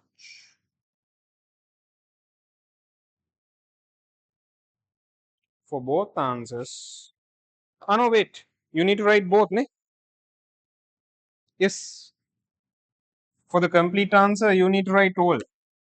Growth and metabolism and also insoluble polymer කියන එක දෙකටම like starch. For all these, I have given marks.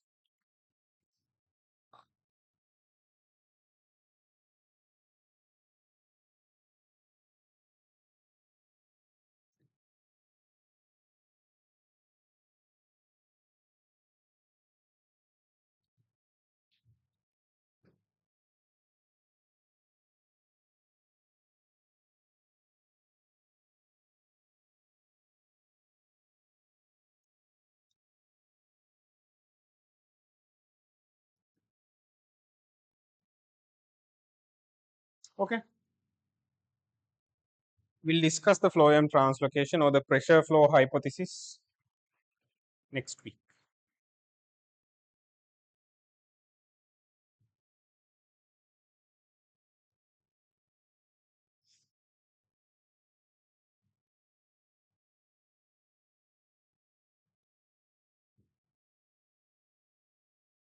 Okay, right. Next question. Mention parts of the living cell included into symplast. Symplast means what? I'll draw here. It's a type of transport through cells that is going to go through what? It's going to go through these plasmodesmata. Ne? Symplast can. It's going to go through living cells. So these are cells, right? Symplast means what? The movement, usually what? It's water and minerals, ne? Right? If this is the outside of the root, the water and minerals are going to go through the plasmodesma. Right? So how do you write that? What are they asking? Parts of the living cell included into symplast. Right? So what are they? Cytosol, obviously, may part of the cytosol, right?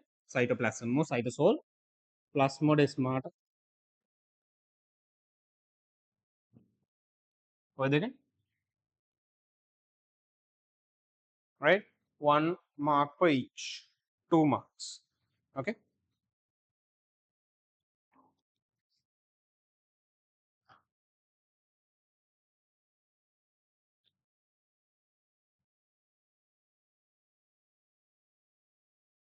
Right. Next question.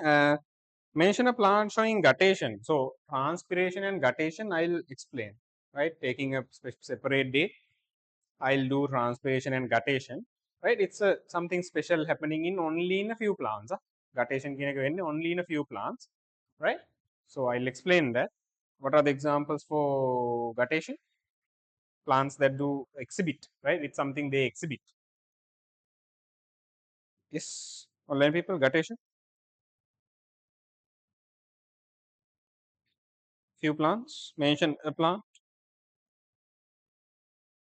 exhibiting guttation. Alocasia. Question number what? 2, no? Alocasia you can write. Very similarly, colocasia. Alocasia and colocasia are two examples. Right? You can write either one. Alocasia or colocasia exhibit guttation.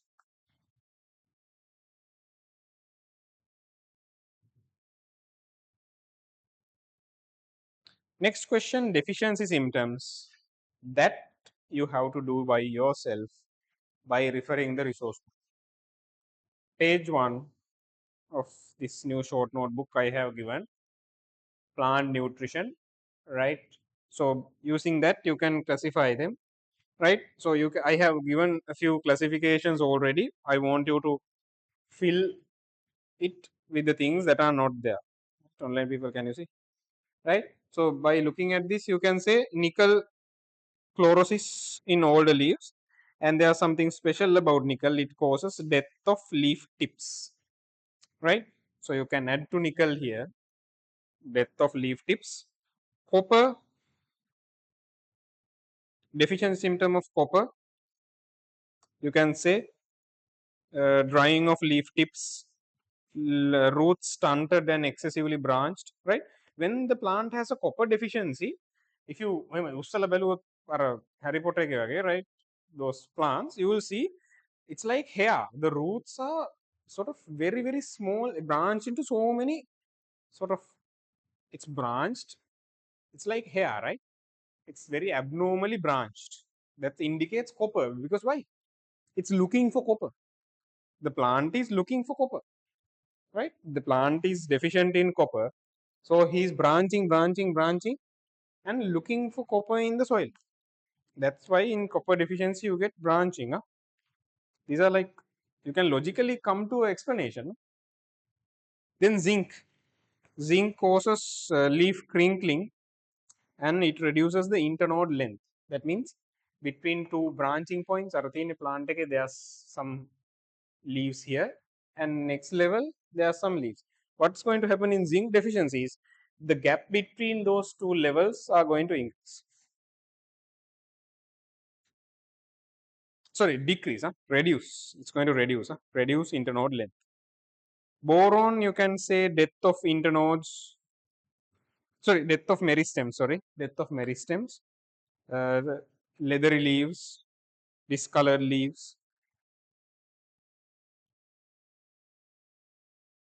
Okay.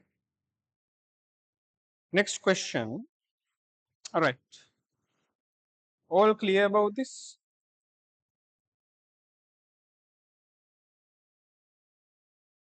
Yeah. Clear. Our pressure flow hypothesis.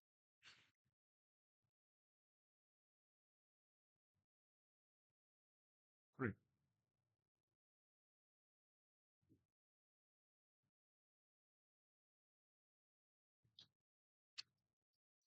Next question. Mention 3 ways of seed production in parthenogenesis. What is parthenogenesis? Parthenogenesis means there's going to be a seed produced without fertilization. There's going to be a seed produced without a fertilization. What is the fertilization? An egg and a sperm in a plant, right? This is talking about plants. In plants, if you get seeds without a fertilization, automatically seeds hadila. There has been no sperm involved. Sperm එක සම්බන්ධයක්වත් නැහැ. You are getting a seed, right? There are several mechanisms that you can get this. What is parthenogenesis? First one, the egg is produced by mitosis, right? So what is the proper way eggs are produced? By meiosis. That's why the egg is diploid, sorry, haploid. This egg is produced by mitosis, right? And then it is diploid. Then the other thing is the ovum or the egg fuses with a polar nuclei.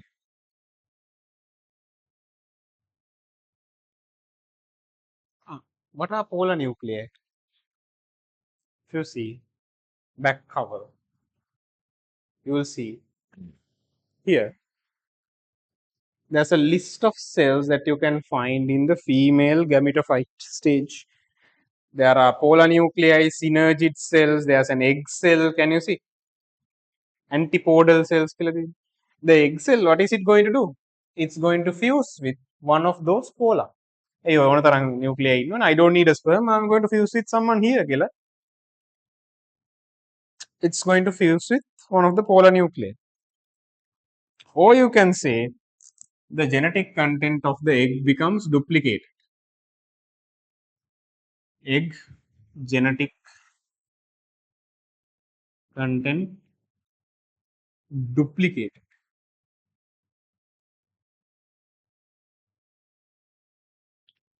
Egg genetic content becomes duplicated.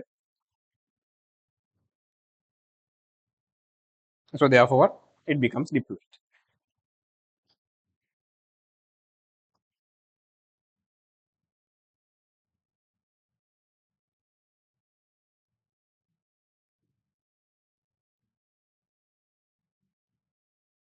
Okay. Then I now I understand, like, this paper is everywhere, no? Though all the questions are asked from unrelated topics, right? It's very difficult to discuss. Right? I can just keep on giving you answers, but I need to sort of teach you the theory as well, right? So it's very difficult to discuss it in a proper way. You get it, right? Because we are jumping to a next principle next. I mean, sort of a theory topic. Thigmonasty. Thigmonasty is sort of a response in plants like this. In the plants that exhibits this thigmonasty at the base of their sort of this, they have what we call as complicated leaves, complex leaves, right? Ara mimosa pudica, right? Nidikumba, Nidikumba, yes, right?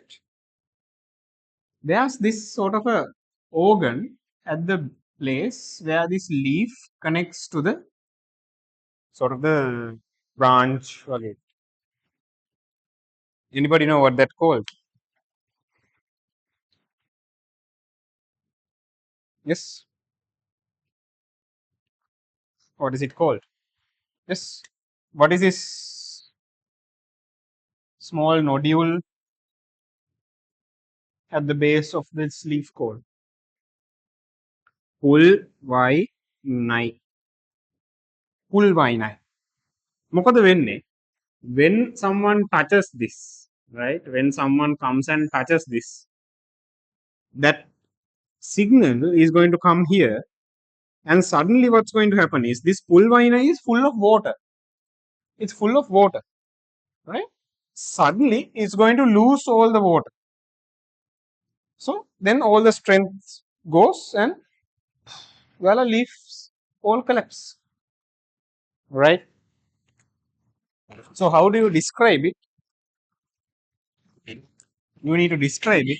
Touching results in a sudden loss of turgidity.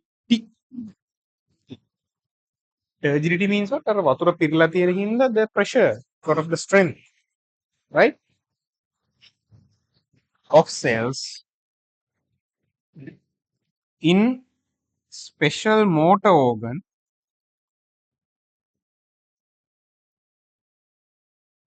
called pulvinite. So all these are going to get marks, huh? Sudden loss of turgidity and pulvinite. All are getting marks. Okay. Clear, right? I'm giving you the points, I give marks as well. Otherwise, there's no point. We are practicing papers. Answer එක විතරක් දැනගෙන වැඩක් නැහැ. Right? You need to know what you have to write to get marks. Right? Otherwise, it's useless. You can find the answers from the resource book. Right? Next question.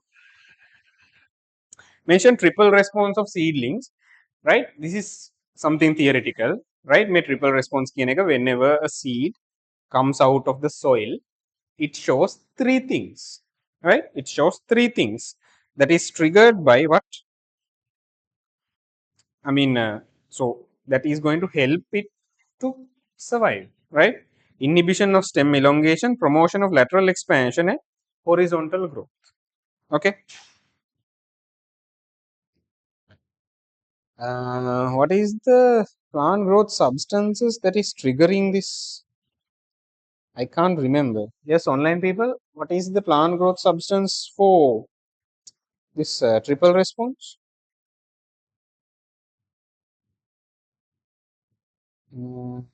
Ethylene, no? Online people, I need more attention, right?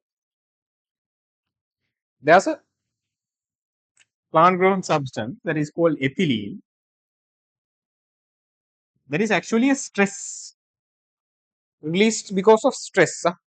Ethylene is releasing means it's not good. The seedling is stressed. It's not growing in a good environment. So when you have ethylene release, there's going to have the, I mean, it triggers many things, but something special it does is called triple response. So that means stem getting longer is going to be stopped. Inhibition of stem elongation. Promotion of lateral expansion means ethylene is going to promote the sort of the growing sort of small plant to become white, right? Lateral expansion and horizontal growth means it's going to promote it to grow along the ground because it's stressed, right? Ethylene is going to promote triple response. So, what are the things coming under triple response? Inhibition of stem elongation, promotion of lateral expansion, horizontal growth.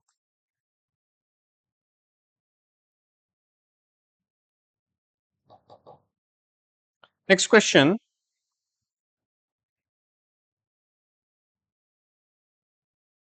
Name two plant hormones that are important in stem elongation. Theory points, theory parts. Stem elongation can happen by gibberellins.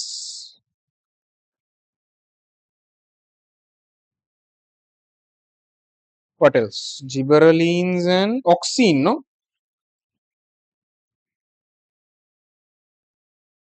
Stem elongation at low concentration, auxine, no?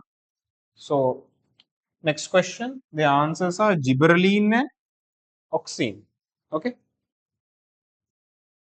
Gibberellins and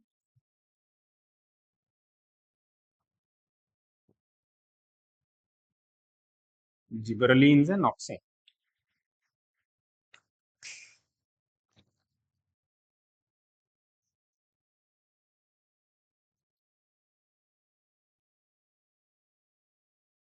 Next question.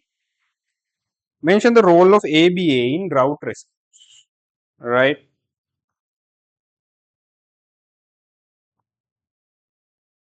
ABA in drought response.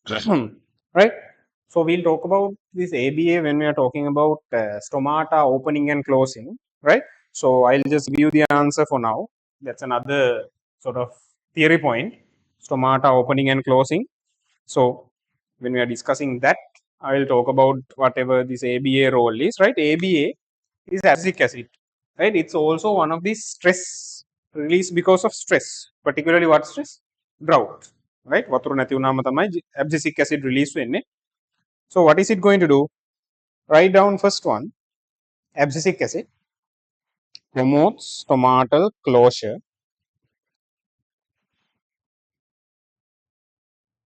or you can start like this: produced in roots and leaves. Produced in roots and leaves.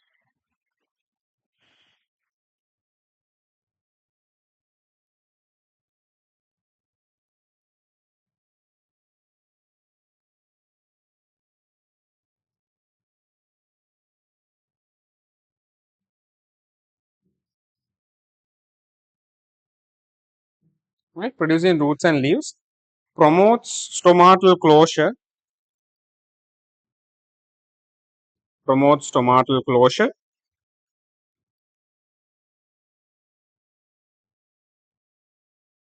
prevents the wilting of the plant. Wilting means what? අර මැල වෙනවා කියලා කියන්නේ වතුර නැති වුනහම, right? වතුර නැති වෙන්නේ, why does the plant lose a lot of water? Because the stomata are open. Stomata එක අතුරු there you can lose a lot of water. So when ABA, abscisic acid, comes and closes the stomata, you can save water. I'll talk about abscisic acid when I'm talking about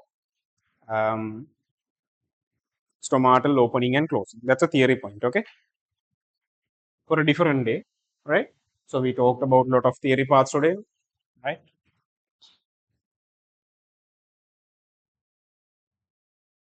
Next question, final one. Mention a structural similarity between simple columnar and pseudostratified. No. Shall I erase this?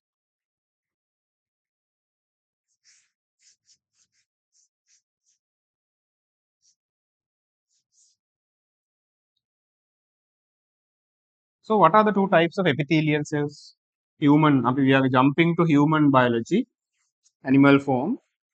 What are the two types of epithelia? Simple and compound, no? Simple and compound, eh? Simple, compound. So simple means what? There's a basement layer. මෙහෙම connecting. There's a basement layer in both, and on the basement layer, on the simple epithelia, you only have one layer. Simple. So what did I draw here? This is a columnar. It's like a gadol category. They are brick shape. If you take a compound epithelia, what is the example of a compound epithelia?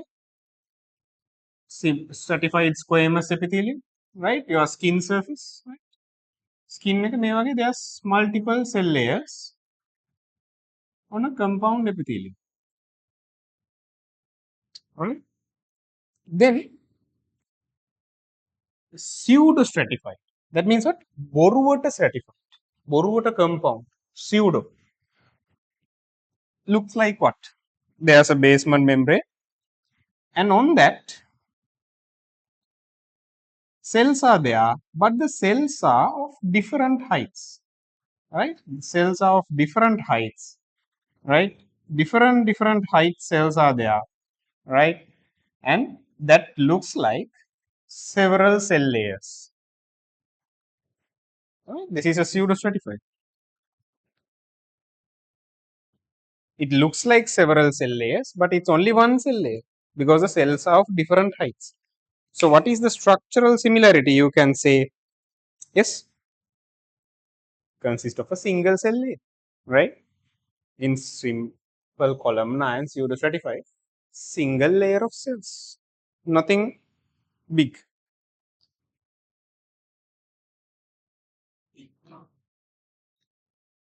Next question. Two characteristic of the repeating unit of compact bone. Compact bone of mammals. Mammalian bone, if you take මෙහෙම දිග අපි නිකන් අර මස් කට්ටක් වගේ එකක් ගමු, right? A typical bone එකක් ගත්තොත් you have in a bone you have soft bone and hard bone කියලා දෙකක් තියෙනවා. Usually this hard bone is found in this shaft එකේ. මැද තියෙන long part. The soft bone is found here on the sort of ends. And this hard bone is composed of sort of concentric circles. මෙහෙම round units වලින් තමයි හැදිලා. This is one such unit. මෙහෙම unit එකක් එයාගේ ගාවින්ම තියෙනවා. There's another unit like this. What is the name for these units? What is the repeating unit of compact bone of mammals? Osteon. Okay? Osteon. Right? So these are osteons. Osteoporosis කියලා අහලා තියෙනවද? Usually osteo කියලා කියන්නේ anything to do with bones. Osteoarthritis. It's like our bones ගෙවිලා. Osteoporosis කියන්නේ bones වල hill හැදිලා. Right? Pores හැදිලා. Right? Osteomyelitis, bone cancer. Osteon, sorry, osteon කියන්නේ bone එකේ building unit එක, repeating unit. Right? So what do you have to say? You have to write it is the osteon. Then you have to say it has concentric layers. මේ පේනවද? Concentric means what? There's a single center. Concentric layers of mineralized material. There's a central canal. There's a central canal containing blood vessels and what else? Blood vessels and nerves. Central canal containing blood vessels and nerves. Osteon කියන්න ඕනේ concentric layers, mineralized material, central canal consisting of blood vessels and nerves. Altogether, 6 points are there in that question. Okay, they are asking only 2 characters, but I have given 6 marks.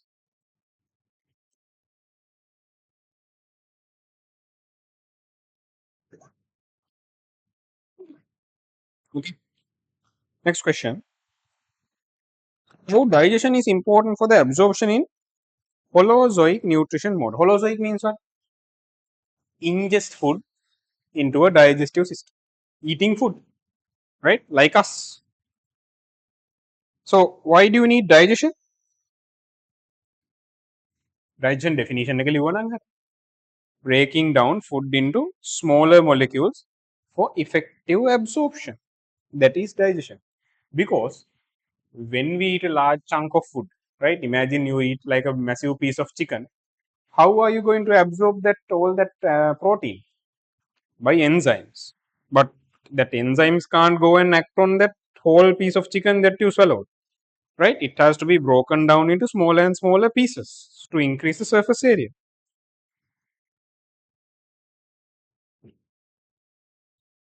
That is why for holozoic nutrition you need digestion. Imagine you are a mosquito sucking blood, your food is liquid, no? So there's not much need to digest it. Imagine you are let's say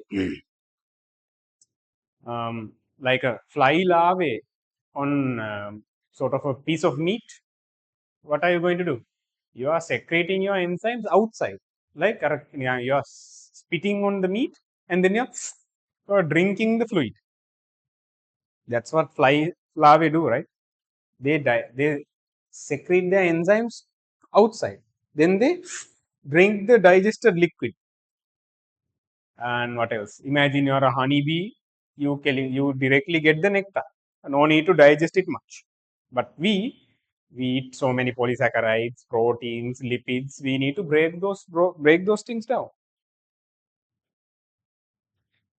Next question: three types of cells with their secretions in the gastric glands. What are the gastric gland cells? Basic ඕන කෙනෙක්ට මතක තියෙන එක මොකද්ද? Mucus cells, right? Everyone should remember mucus cells. What do they produce? Mucus, right? Mucus cells. Parietal cells, what do they produce? H plus and Cl minus. So that's how you have to write it. Parietal cells produce them separately. They combine when they are in the stomach lumen. I'm teaching you how to answer questions. You have to write as H plus and Cl minus. Then chief cells, what do they make? Imagine the chief cells is the most important one. So what is the most important thing in the stomach? Digestion, no? So what do chief cells produce?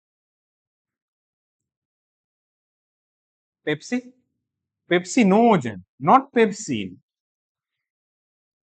Why is the distinction important? Because it becomes pepsin once in the lumen, no? එතකන් pepsinogen. Okay. Then we have done this. Right. What is the function of following enzymes? Right. Shall I erase this side? Online people are going too fast? No, right?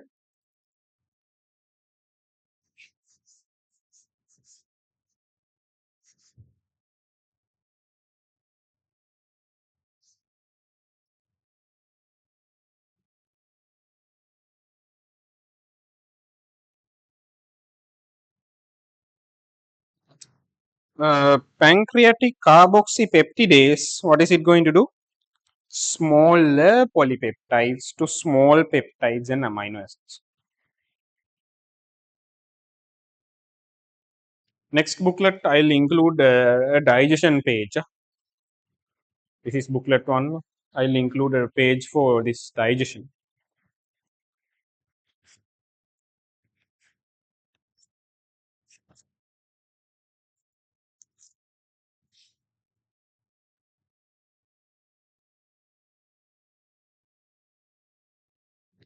Then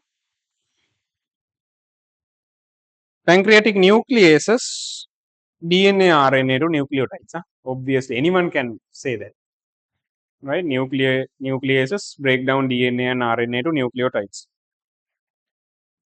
Next question: what is meant by essential?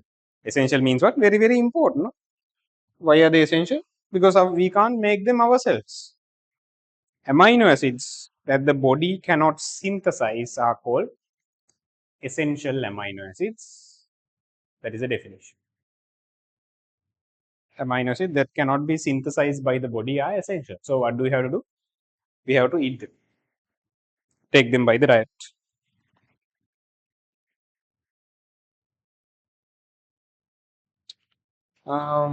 Next one. What is the cause to consider plant proteins as incomplete proteins? These are applied knowledge, right? That's why I sort of include these questions. Why are plant proteins not complete? They usually lack one or more essential amino acids. Right? So, how many essential amino acids do we have? 8 out of 20. No? ඔක්කොම amino acid 20යි 20න් 8ක් essential.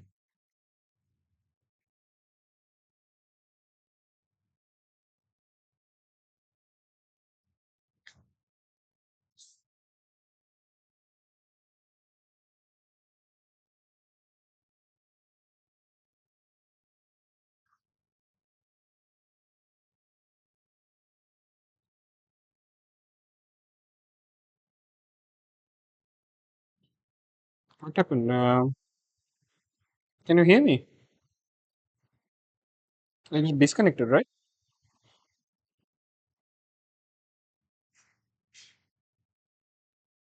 You can hear me, right?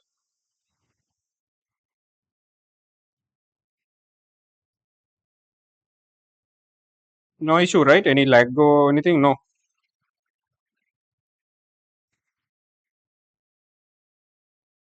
No, right?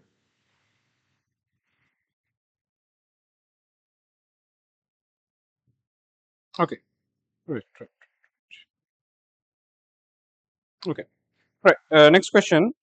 So the answer is because plant proteins lack one or more essential amino acids. If you didn't have the word essential there, you are going to lose mark. Because why? Essential තමයි ඕන, right? It doesn't matter if the plant is not having non-essential amino acids because we can make them. If it's missing one essential amino acid, that's a problem.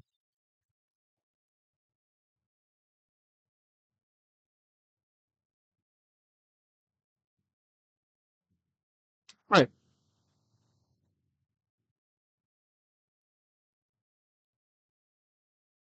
Next question. Which are the triggers for the movement of lymph? Lymph. What is a lymphatic system? Lymphatic system.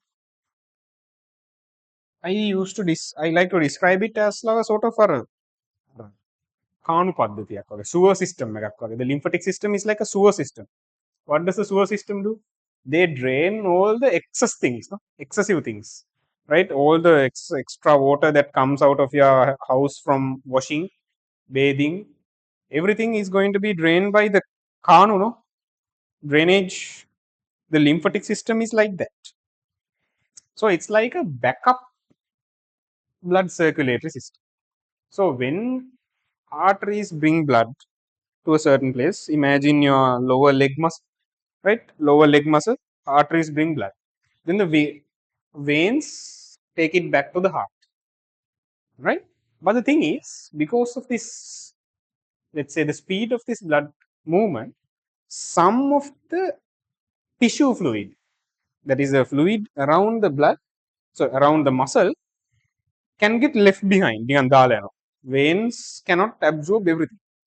Then comes the lymphatic system. They are going to absorb the excessive fluid and they are going to return it to the blood circulatory system, right? So basically, it's like a extra backup blood circulatory system. So there are two ways that this lymph. So when that extra tissue fluid that is inside that comes into the lymphatic system is called lymph fluid, right?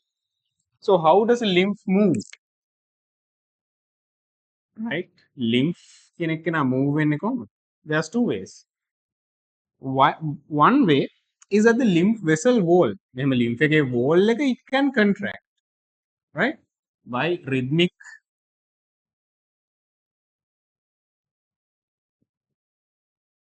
rhythmic contraction of lymph vessel wall because it's composed of smooth muscle. The vessel wall is composed smooth muscle, so it can contract.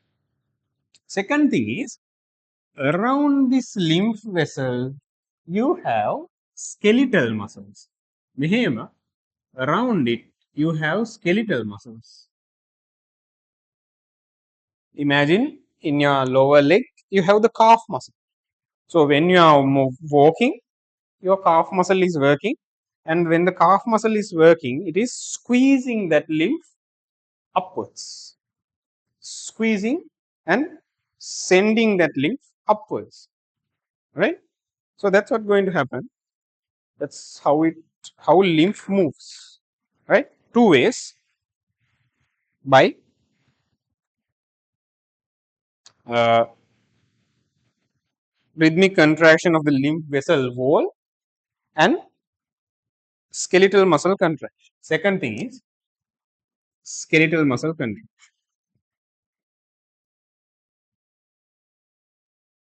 Skeletal muscle contraction.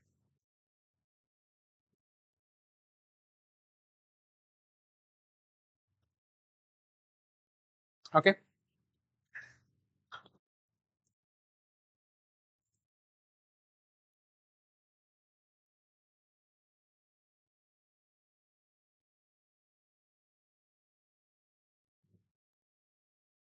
Right. Next section, cardiac cycle. Right. Cardiac cycle. What do you mean by the cardiac cycle? It's a cyclic sequence of events that takes place in your heart from the day it started to beat and until the day it stops. Right. Stop punat. Sometimes it can come back to life. No. Have you seen shock කරනවා දැකලා තියෙනවද? Right? Even if the heart stops for a few minutes, you can bring it back to life. Not really. Heart එක completely මෙම peak අපි කියන්නේ flat line වුණා කියන්නේ. Flat line වෙච්ච heart එකක් you can't apply current and bring back. What you have to do is you have to do CPR, right? To a sort of electrical activity එක zero වෙච්ච heart එකකට you can't put current and like it's not an engine to start, right?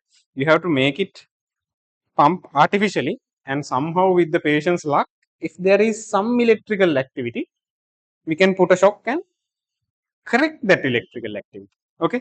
If the heart is not having any electrical activity, or the ECG is like this, no, right? So there's a P wave, then QRS and T wave. ECG. මෙහෙම තියෙන ECG කොහොම flat line නා you can't defibrillate.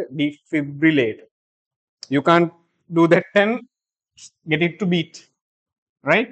If the heart is beating in an erratic way, like මෙහෙම යනවා ඊළඟට හොම යනවා එහෙම, it's if it's irregular, you can put a current and correct it.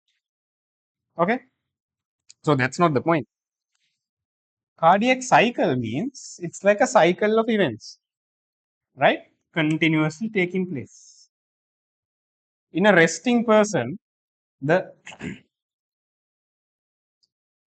average duration of one cardiac cycle is how many seconds? 0.8, no?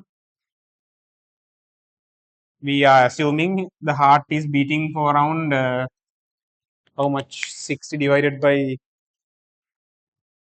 0.8. So 60 multiplied by 0.8 is how much?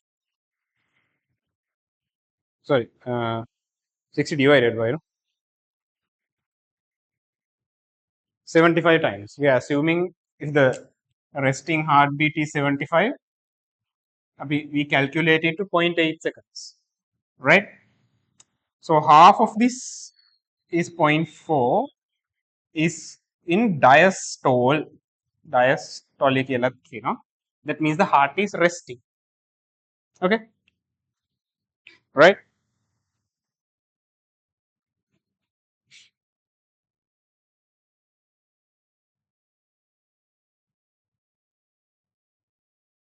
Okay, that means the heart is resting. What about the other one third? Sorry, 1/4. From this, One is called atrial, that means the upper atria are contracting. Always a contraction is a systole, systole. Relaxation is diastole. This is what? So this is atrial, this is ventricular. Why are we giving ventricular contraction more time? Ventricles are big. Ventricles are more complicated. Ventricles are more thick. Right? This is ventricular systole, 0.3 seconds. Okay. So what are they asking? Mention the longest stage. This is the full name is what? Complete cardiac diastole. The heart is relaxing. Mention the cause for the absence of atrial systole in ECG. What?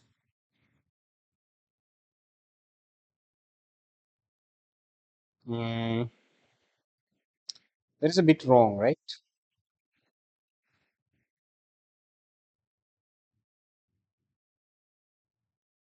Uh, there's a small error there, right? Uh, mention for the cause for the absence of atrial repolarization. Please correct it. It has to be, the question has to be corrected. Atrial repolarization.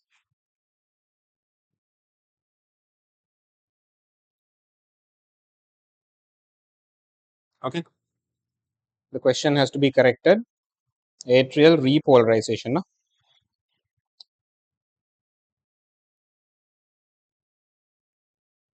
What do you think it's absent? Why? A repolarization means what? The heart is reloading, right? Before contracting, it has to sort of recharge, repolarize. So, first, this is, we start everything with the atria discharging P wave, atrial depolarization, that is the P wave. QRS wave, it's a complex, that is ventricular depolarization or ventricular systole. So here this is the P wave, this is QRS. Then what's going to happen is what? This is ventricular recharge. This is ventricular recharge. That causes the T wave.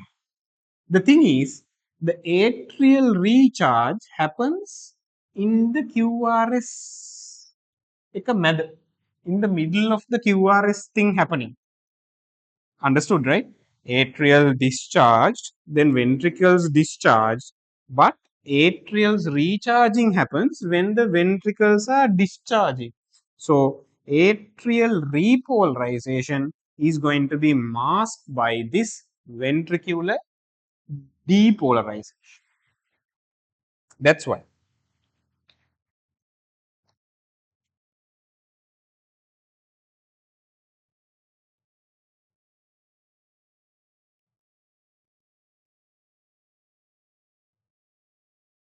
Because of the larger QRS complex, you have to say what is the answer then. Because of the larger QRS complex,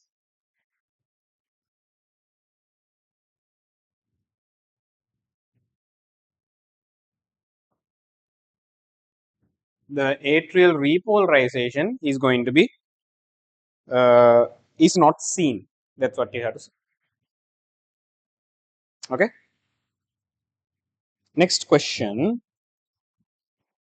Mention the essential functional ability of a respiratory pigment. Respiratory pigment means what? It's like a vehicle to transport oxygen. So what has to be the basic property of a respiratory pigment? You have to phrase it in the way that's in the resource, right? It has to be able to combine with oxygen where the oxygen partial pressure is high, and release oxygen where the oxygen partial pressure is low. It's like a lorry again transporting that sand. Hardware එකේ ගොඩක් වැලි තියෙනවා. At your home, you have to transport the sand. So It has to bring oxygen from a place where you have a lot of oxygen, that is the lungs, to a place that you don't have enough oxygen, maybe the muscle or something. So what is the answer? It has to be able to combine with oxygen where the partial pressure of oxygen is high and release oxygen where the partial pressure is low.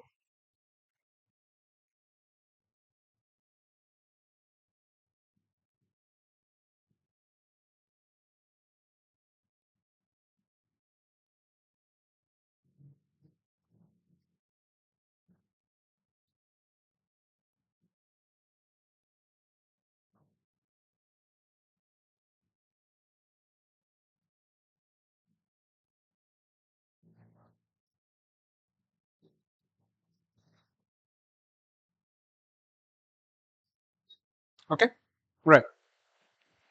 Next question. We are close to the end.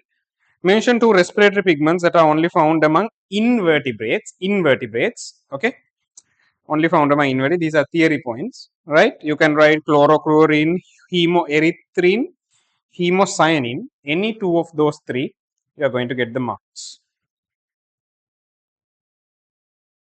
You cannot find those in vertebrates, but if you take something like hemoglobin, you can find it in annelids and humans. It's not only in vertebrates, no.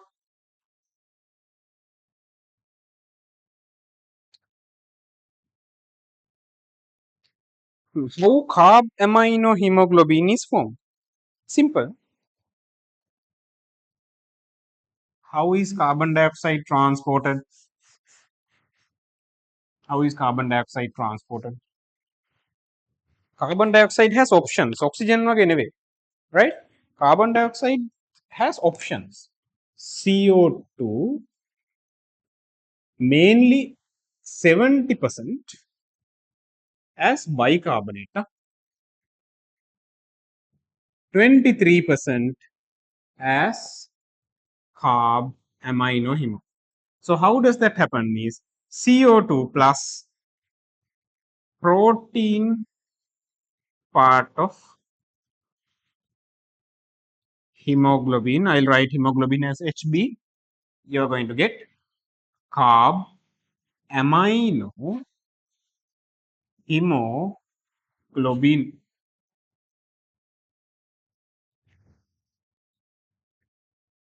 Carb amino hemoglobin.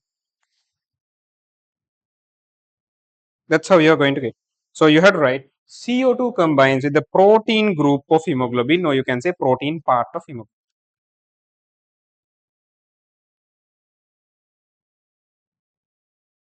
Mention the part of the brain, next question, that modulate the regulation of breathing. Medulla. Okay. Regulation of breathing we'll discuss separately. Medulla. Mention the main reason for lung cancers. Yes. Any genius can answer that. What is the reason for lung cancers? Yes. Smoking. So today we discussed several theory points. Phloem translocation. What else? I mean, small lot of thigmonasty, cardiac cycle, right? So that's how paper discussion. I mean, I can just give you the answers and be done with it, but that's not beneficial, particularly for bio, right? You need to repeat the theory again and again and again. That's how you get it into your sort of muscle memory, right? Otherwise, you cannot memorize this whole two resource books without any practice, right? So that's it for our paper discussion. Next week onwards, we are going to start full papers. Okay, full 5-hour papers, and they will be marked and sent to you. Okay, any questions? Online people, any questions? Anything that you didn't understand? You want to clarify? Yes. Then we can end for. Thank you for joining.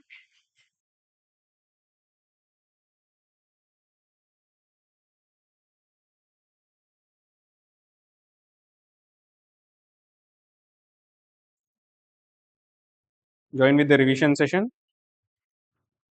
this Sunday, right? We are finishing genetics. We are finishing genetics, and next is molecular biology. Yeah? Revision class.